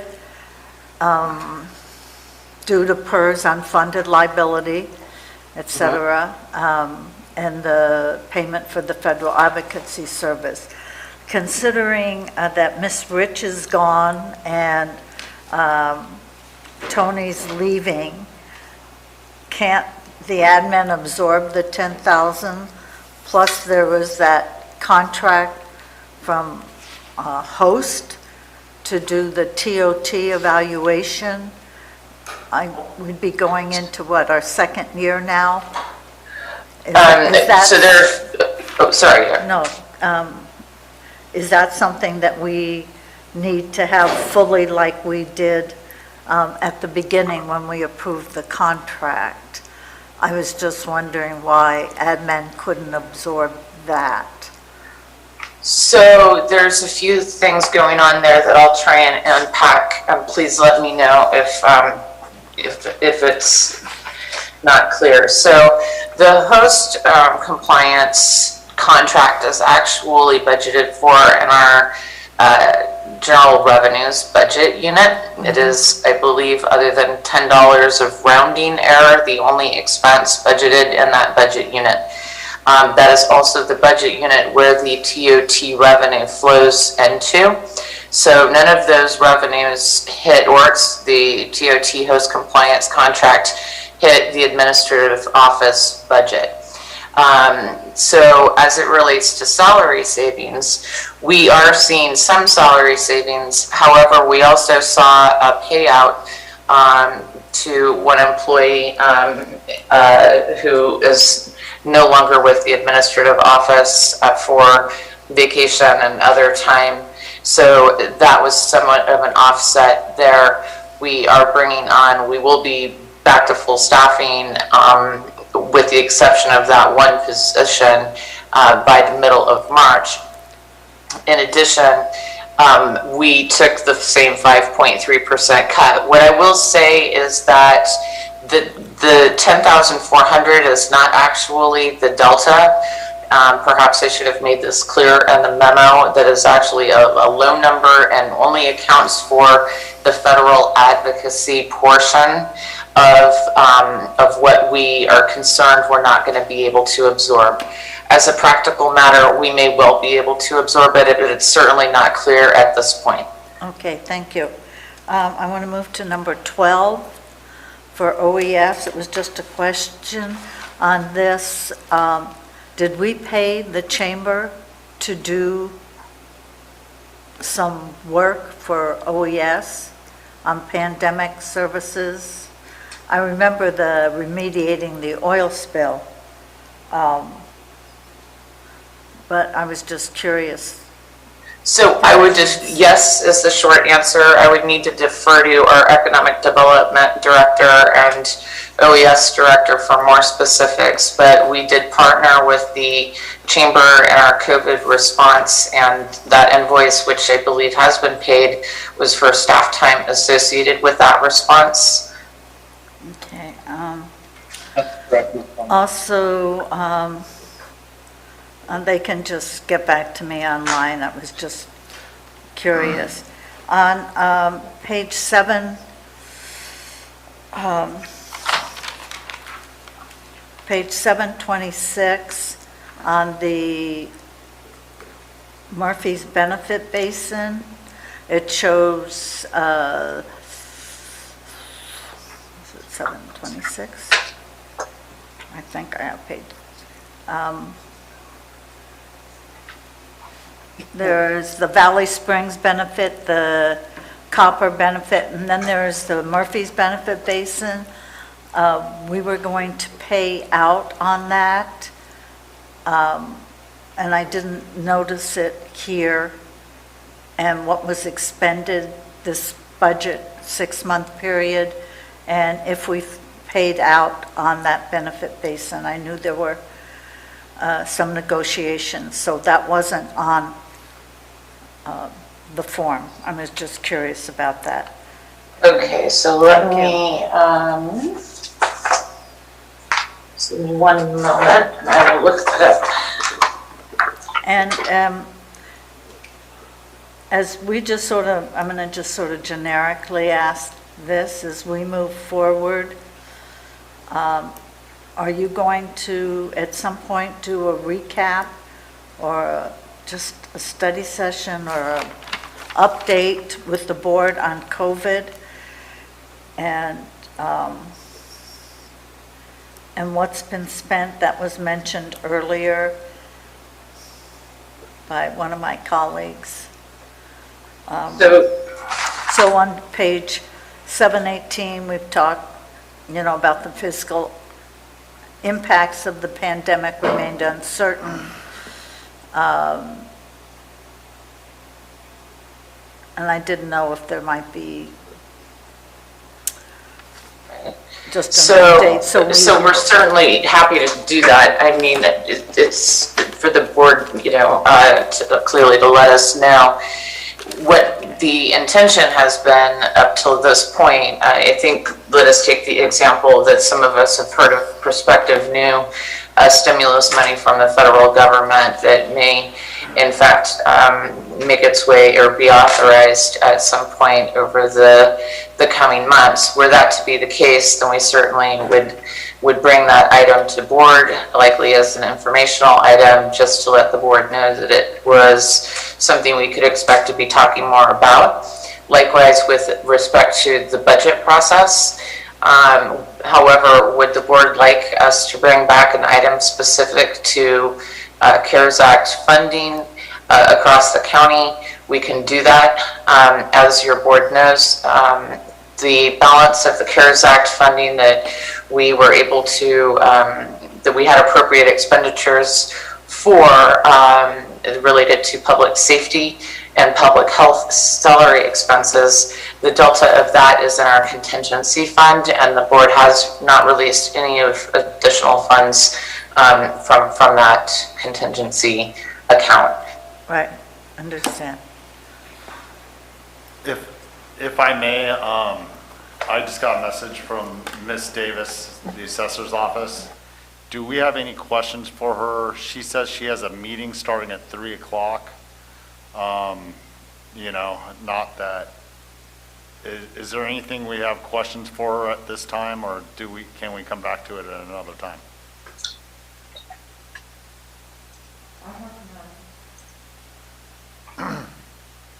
Okay, so I'll let you continue, Ms. Callaway. My apologies. I wasn't trying to interrupt you. It's 10 till 3 and she messaged me. Supervisor Callaway, when you're ready, if you'd like to go back to the Murphy's Lighting District, if you wanted to ask me a question there, if you wouldn't mind re-asking it, I would appreciate it.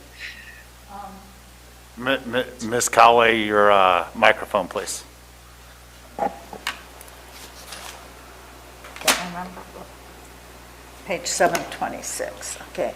Yeah, we had the Copper Benefit Basin, the Valley Springs Benefit Basin, the Rim, but I was wondering where the Murphy's Benefit Basin was on this, because there were some costs incurred, and just curious. If not, that's okay. I will touch bases with Public Works on that. Thank you. We can move on. Okay.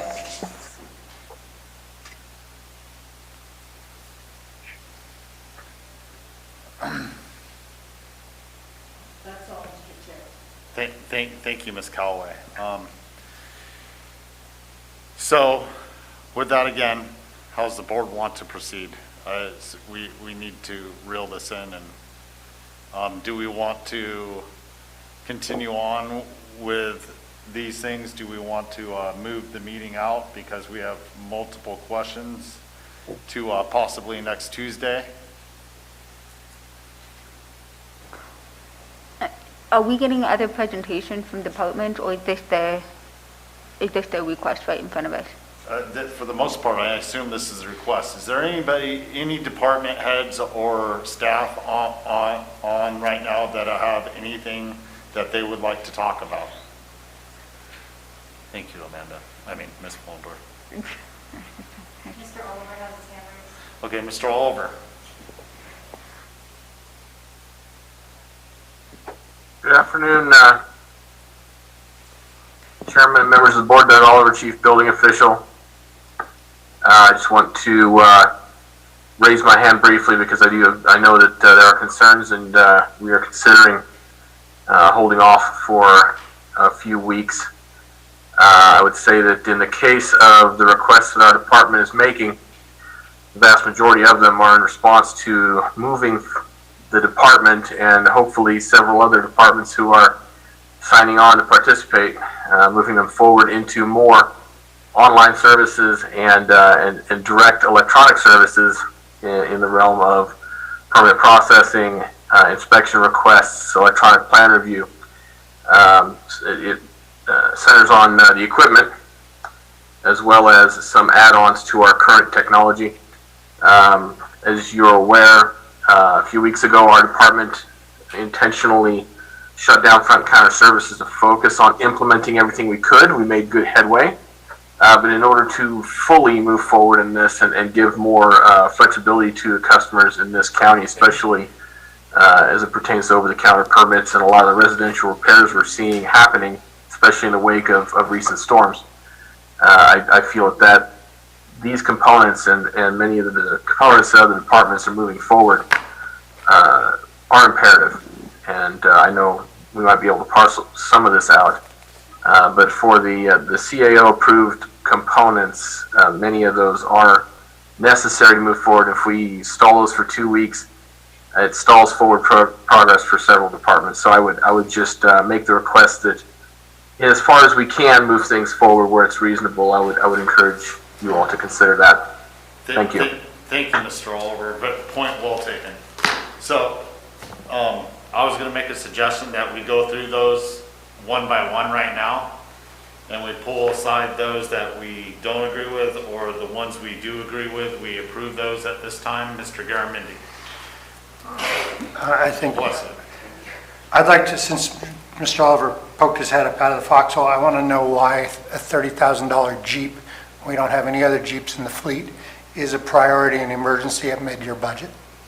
We usually do our vehicles during the regular budget, but this is on here. So I guess my question is, why is a vehicle a priority now? And what's up with the Jeep when it seems like we got a fleet of other cars? Is there some? That's an excellent question, sir. I'm on To answer page, that- attachment A, page 3 of 4, item number 26 under building. Yes, it's not a Jeep Wrangler, it's an SUV.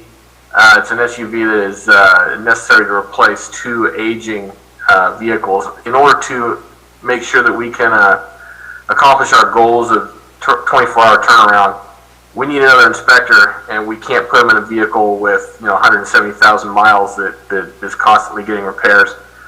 We have 2 such vehicles that are aging.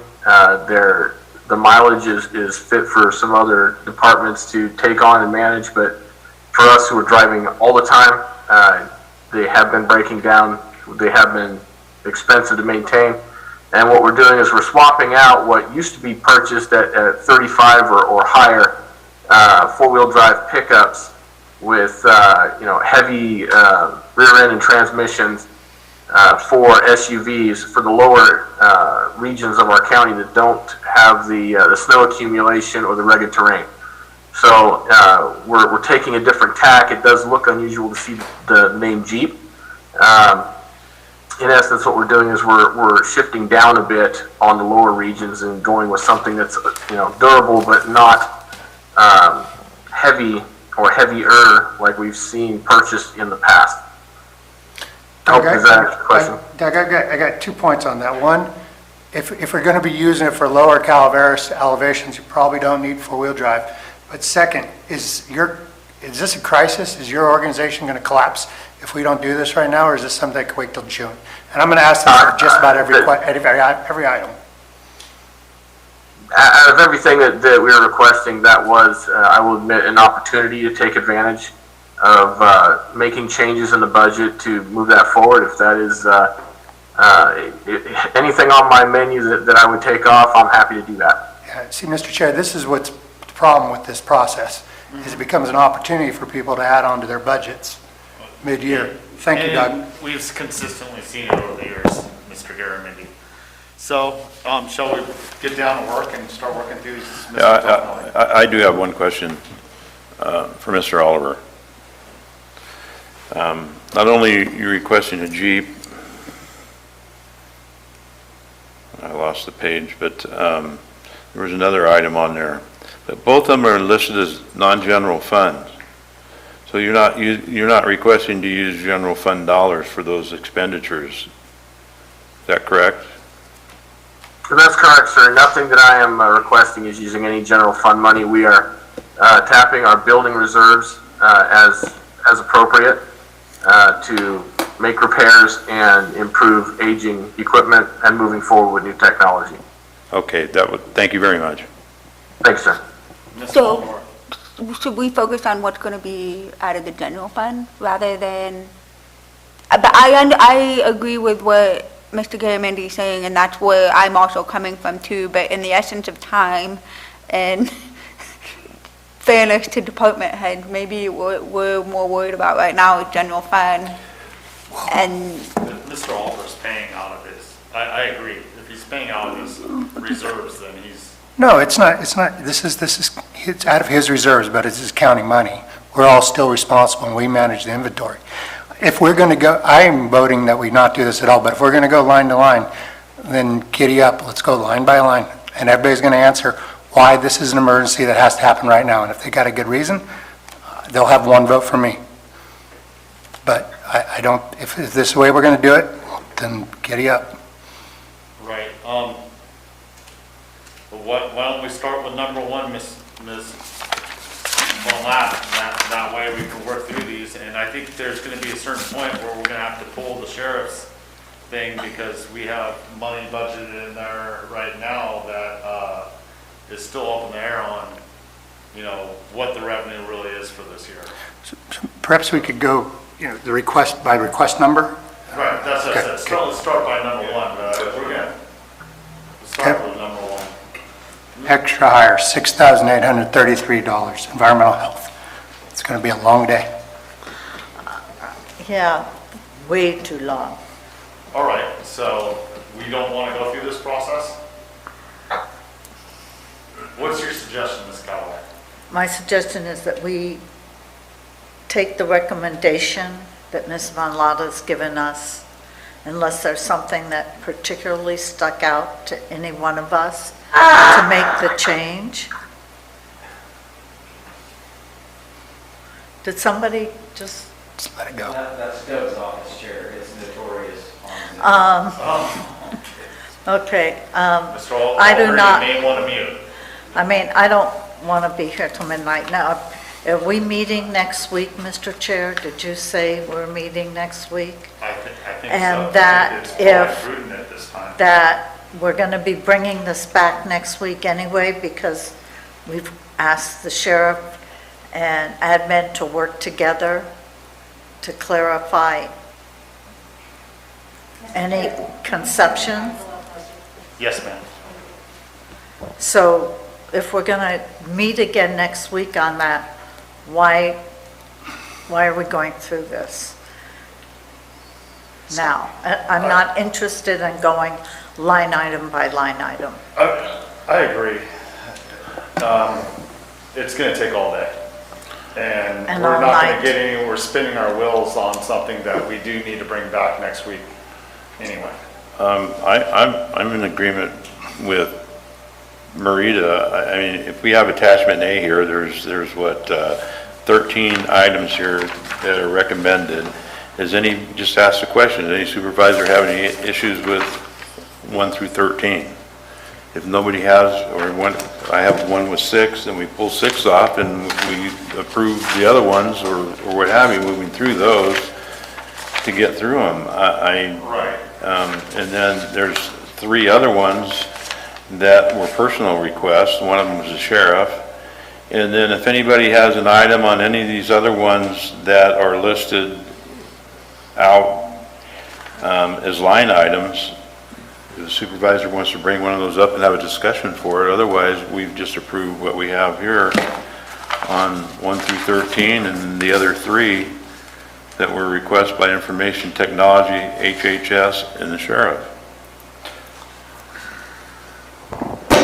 I don't see going through these line items one by one, Right. because most of those are all requests or...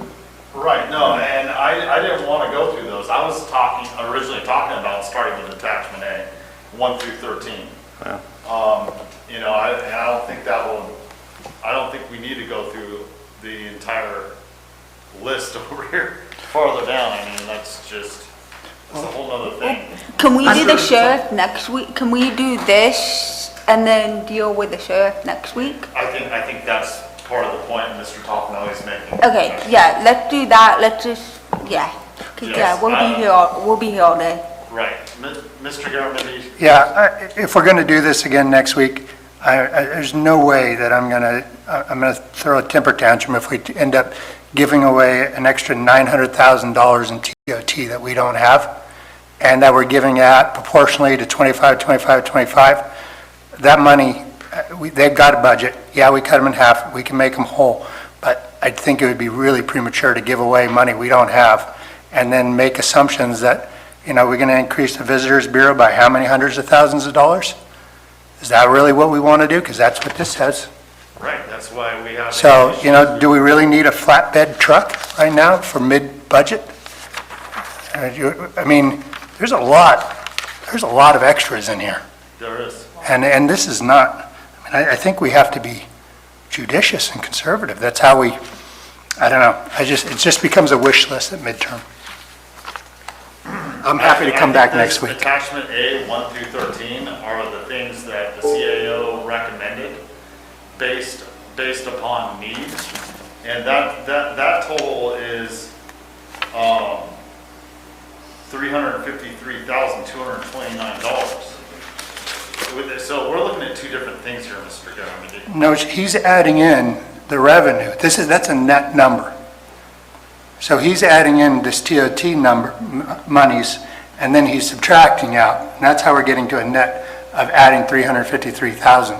We're making projections on what we're going to get. I'm reading it here different. It says here that, and I'm not trying to be argumentative. That's okay. I Result don't mind of arguing. described requested adjustments, if approved, is a total reduction of general fund contingencies.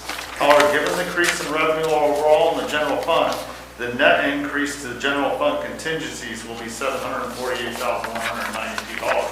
So am I reading that upside down? Well, I'm reading the numbers, not the narrative. So I'm going from the spreadsheet that came out, and I'm looking at the bottom, and it has increased appropriations of 1.420. It says increase in revenue of $2,522,000, and the revenue gets increased, through TOT. We could go through it all this week, whatever you want to do, Mr. Chair. I don't want to go through that back page those back pages that you're talking about. That will take the week. Well, right now, there's 13 items that we need to address. Yeah, I think, Jack, what you're saying, that's the overall on the spreadsheets, but that's not the recommendation of the CAO. I mean, we can go through those items and say yay, nay, yay, nay, nay, nay, yay, okay, if you want, but that's not what the recommendations that were being put before us to approve these, other than those spreadsheet line items. And the narrative is saying that even though I'm spending $353,000, the overall general fund contingency will be $748 increase. yeah, that's fine. I'm just not going by the narrative. I'm going by the data. So I'm making up my own narrative by their numbers. Those numbers on that back part is a total that I don't think are in what the CAO's recommendation is. I think that those numbers are representative of what we have here. CAO is right here. You want to give an opinion now? I think what Ben is suggesting is correct. While the revenue total is in there, the net of what we're recommending is the smaller of the two numbers, the 13 line items. Look, if you guys want to vote on 13 items and get out of here, that's one thing, but I won't be joining you. That's fine though. Well, I assume your answer will be no on each individual and every one. At this time, the rest of us can work through on this. I didn't say that. I said if you want to go through every single one, I'll work with you. I said that before, but if we want to just line item, take the narrative, and go with their 13, then I won't be joining you.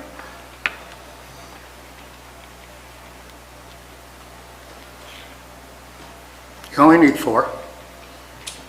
Yeah, I think we're just, not to be argumentative, Mr. Darren, I think we're just reading two different things. Probably. Well, I'm going to start out with one. Request 1 is for the animal services budget. Animal services has been unable to absorb the budget shortfall due to the 5.3% for year 2021. Mr. Stopper, I thought we were going to do this next week. I'm totally confused now what it is that's being proposed. Have 10 minutes. Okay, on attachment A, 1 through 13, are there any questions? Okay.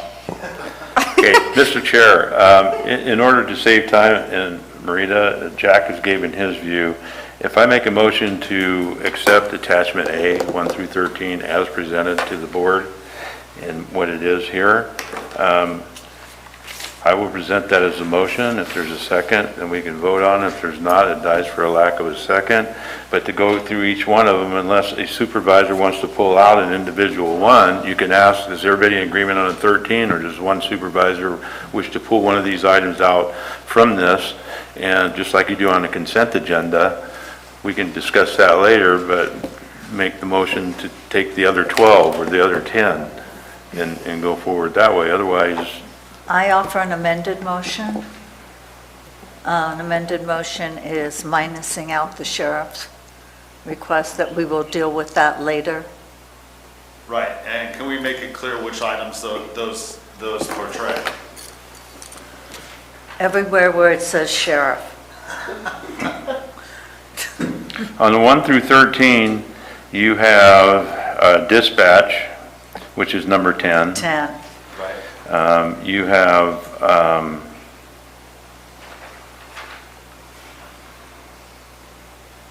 think that's the only one, that's the only one in there. That is the only one. So if we make a motion for items 1 through 13 with removing item 10, with the exception of item 10 to be discussed at a later date. Yeah, I think that's a reasonable motion, Mr. Toffenelli. okay. Are you guys gonna leave in Doug's Dispatch. Jeep?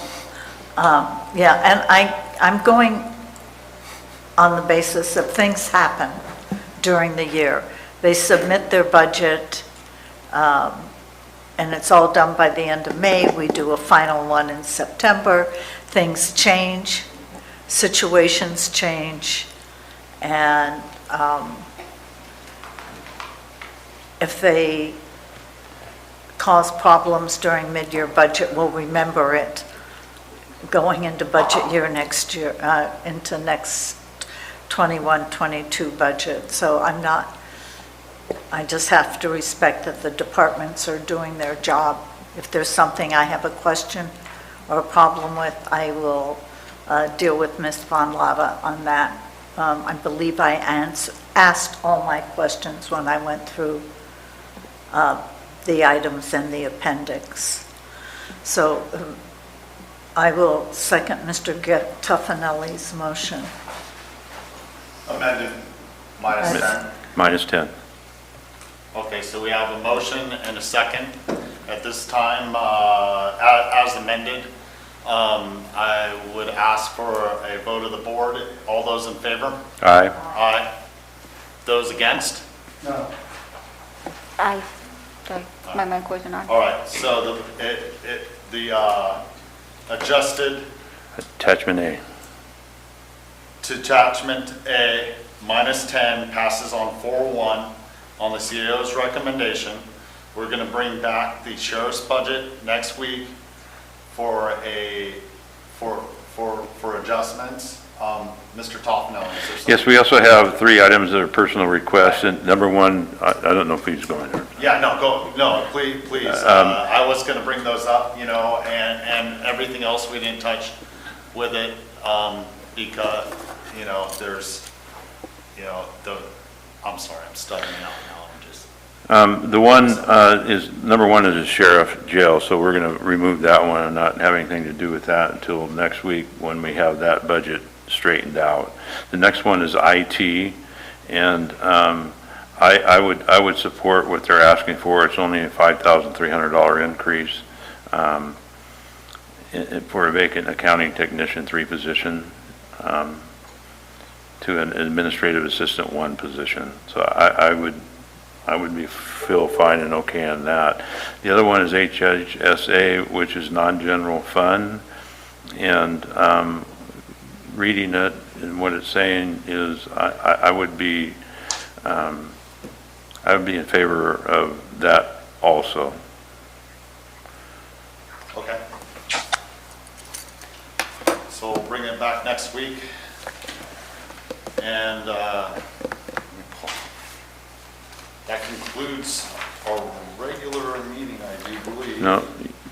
I have a Public comment. Public. Yeah. Ms. Fulmer.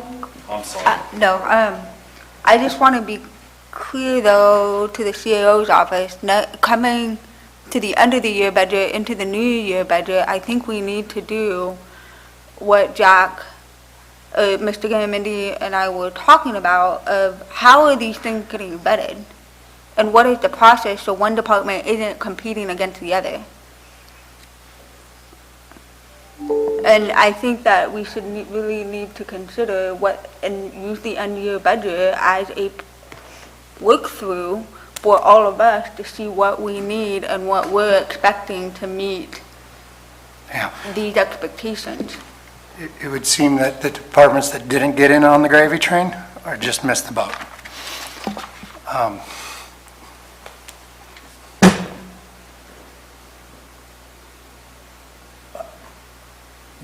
I'm sorry, a response? So we're half in and half out. The history has been here that for mid-year, we do ask the department heads for their requests. That's our practice here. Whether or not that's a sound practice going forward, it can be questioned. I looked through as many counties as I could when I was sitting in my office when we were having this discussion. I don't see any other county that does it the way we do, and most cities don't as well. Mid-year is really intended in most cities and counties to be a report that shows our revenue projections, whether they're tracking with what we projected, and our expenditures at halfway through the year, and if there's any unexpected changes that we don't necessarily know about. In this particular year, we've now adopted, the board last meeting adopted strategic directions, one of which is stewardship. And while what I put forward was a list of things that would be in strategic planning, a lot of that was fiscal policies, adopting a budget without a structural deficit, having reserves that take into account disasters and risks that we have, et cetera, et cetera. We also talked about employee engagement and classification and compensation and an emergency fund and things like that, that really ultimately are going to have to get funded out of the general fund at the beginning of the year. And I would always advocate, much like we do in personal finance, we pay ourselves first, right? You put your money in the savings first, and we address those accounts in the first place. So we now have the requests of our existing process, our existing mid-year process, competing with the board's interest in being strategic as we go forward in our budgeting and funding priorities and expressing stewardship. And we don't have those policies yet in place. So we're now potentially going to run the risk, if we take all the actions that are put forward, of having to take those out of the existing budget when we do recommended, preliminary, and final. And at the end of the day, part of the problem with that is we consistently adopt a budget that's $10 million in expenditures over what our revenue projections are. So at the end of the day, we're going to have a lot of unwinding to do, whether we do it now in mid-year or we stop the process as we go forward in budget development and adopt the budget on sound fiscal policies. We've got a lot to do, whether it's now or going forward in the final budget, but one way or another, it's going to be a lot of work to do. And I think I think if I try to summarize what I heard Supervisor Garamendi say in my simple way is, if we do this all now, we might spend one-time money or revenues that we had to address some of those things going forward, if I've interpreted it correctly. And that is in fact the case. And we face it at preliminary budget and final budget as well. And we go through this process, in my observation, not only in all the board meetings I watched before I started, but the ones I've been here for, is we have an intense need at the final minute from this room, from the chambers, to try and spend more dollars than what we take in. And not only do we adopt $10 million more than what we bring in, we then still have the negotiations of what more we can add at the 11th hour. And that's not sound fiscal practices, even though that's what we've done here historically. And as we move into thinking strategically, we're going to have to make some changes, and really tough changes that are going to cause some reductions in our expenditures in the long run. And really the policy decision, if we're going to go that route, is do we do that now at mid-year, or do we do that when we go into budget development and the budget that we put forward in the coming fiscal year.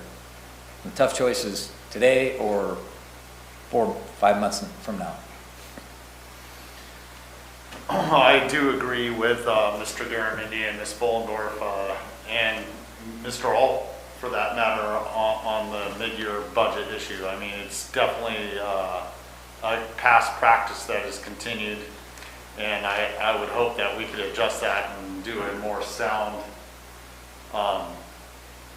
final budget, I mean, for the fiscal year, so that we don't have to do anything but hit the unknown adjustments that come around at mid-year and potentially get an update. I mean, it's common practice with anybody that runs a sound financial home is, you know, if I don't have the money, I don't get to spend it.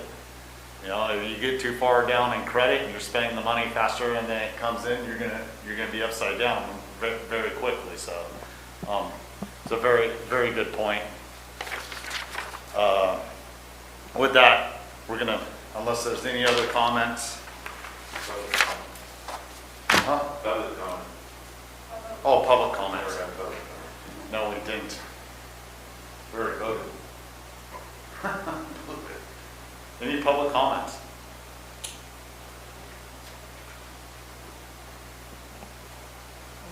No, there is none at this time. Which is, it would be appreciated, Mr. Toffman.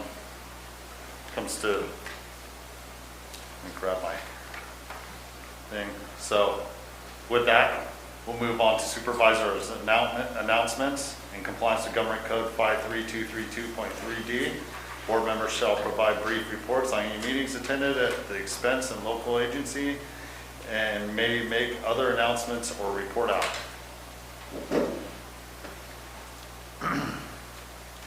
Mr. Garamendi, your light's on. Thank you. I did meet with Ms. Calloway, and we talked about the animal shelter, and I think we ought to continue to push that forward. I was kind of hoping that maybe part of that $245,000 we just gave to the Visitors Bureau could help get some of that down payment, but hopefully we could bring it up on the next agenda item. We didn't do that. We didn't? We just No, increased you- the appropriations. You're reading a different part than we are. That's not on here what we approved. Okay, One- I'm just going by attachment A, Right, Dan. yeah, no, and I understand that. Attachment A. I understand that, Mr. Garamendi, but that's something that we just read off on here, 1 through 13, if you read through those. I'm happy to be wrong. That's not on there. My point is, I think we ought to talk about the animal shelter. Right. I'd like to bring that forward at a meeting in the future. Absolutely, I agree with you 100%. It's something that's been always talked about, and, you know, we need to come to a point where we make a strategic decision on how we're going to move forward with it. Absolutely, sir. I will make sure that gets on a agenda. If we meet next Tuesday, can we put it on next Tuesday's agenda? Mr. Alt, I mean, at that point, we're putting it together for discussion. I mean, we don't have much for, well, I guess we have the history of everything that's gone through, but what would you like to Mr. see? Garamendi and I just want money. Just money. We did just get a new printer, color printer in the admin area, so we'll work on printing of the money. But from the ad hoc, you know, we've given the updates on where we are on the animal services. From a staff report perspective, it would just be an inventory of where we're at and a report out, and that certainly we could review that again. But are really to the point where it's a policy level decision of the board to decide, will we allocate funds to however we would go forward with the animal services or animal shelter. We all know it's an important initiative, but we're to the point where without policy direction, we can't do much from a staff perspective. And so I think it would be a discussion item for the board to have relative to how they want to move forward. And I certainly could put forward what I think are options for consideration, but that's kind of where we're at. Discussion and direction. Okay. I think we can probably get something on there. Mr. Toffanelli, Do you have anything to report out, Ms. It Callaway? doesn't have to be next week, it could be the next board meeting. Right, understood. Ms. Callaway, anything to report out? Mr. Toffenelli, I have nothing to report, Mr. Chair. Ms. Fullendorf, Yes. I attended the CAMRA. They had a presentation by PG&E, and CCWD also did a presentation on Sigma. I showed up to the Motherlode Workforce, which is a joint meeting of the Motherlode Job Training Agency and then their subsidiaries with both boards together. Lots of discussion there, and also my Economic Development Committee, which comprises of Alpine, Mariposa, Amador, Calaveras, and Tuolumne. Another good discussion meeting. You know, there's things coming down the pike with grants and plans.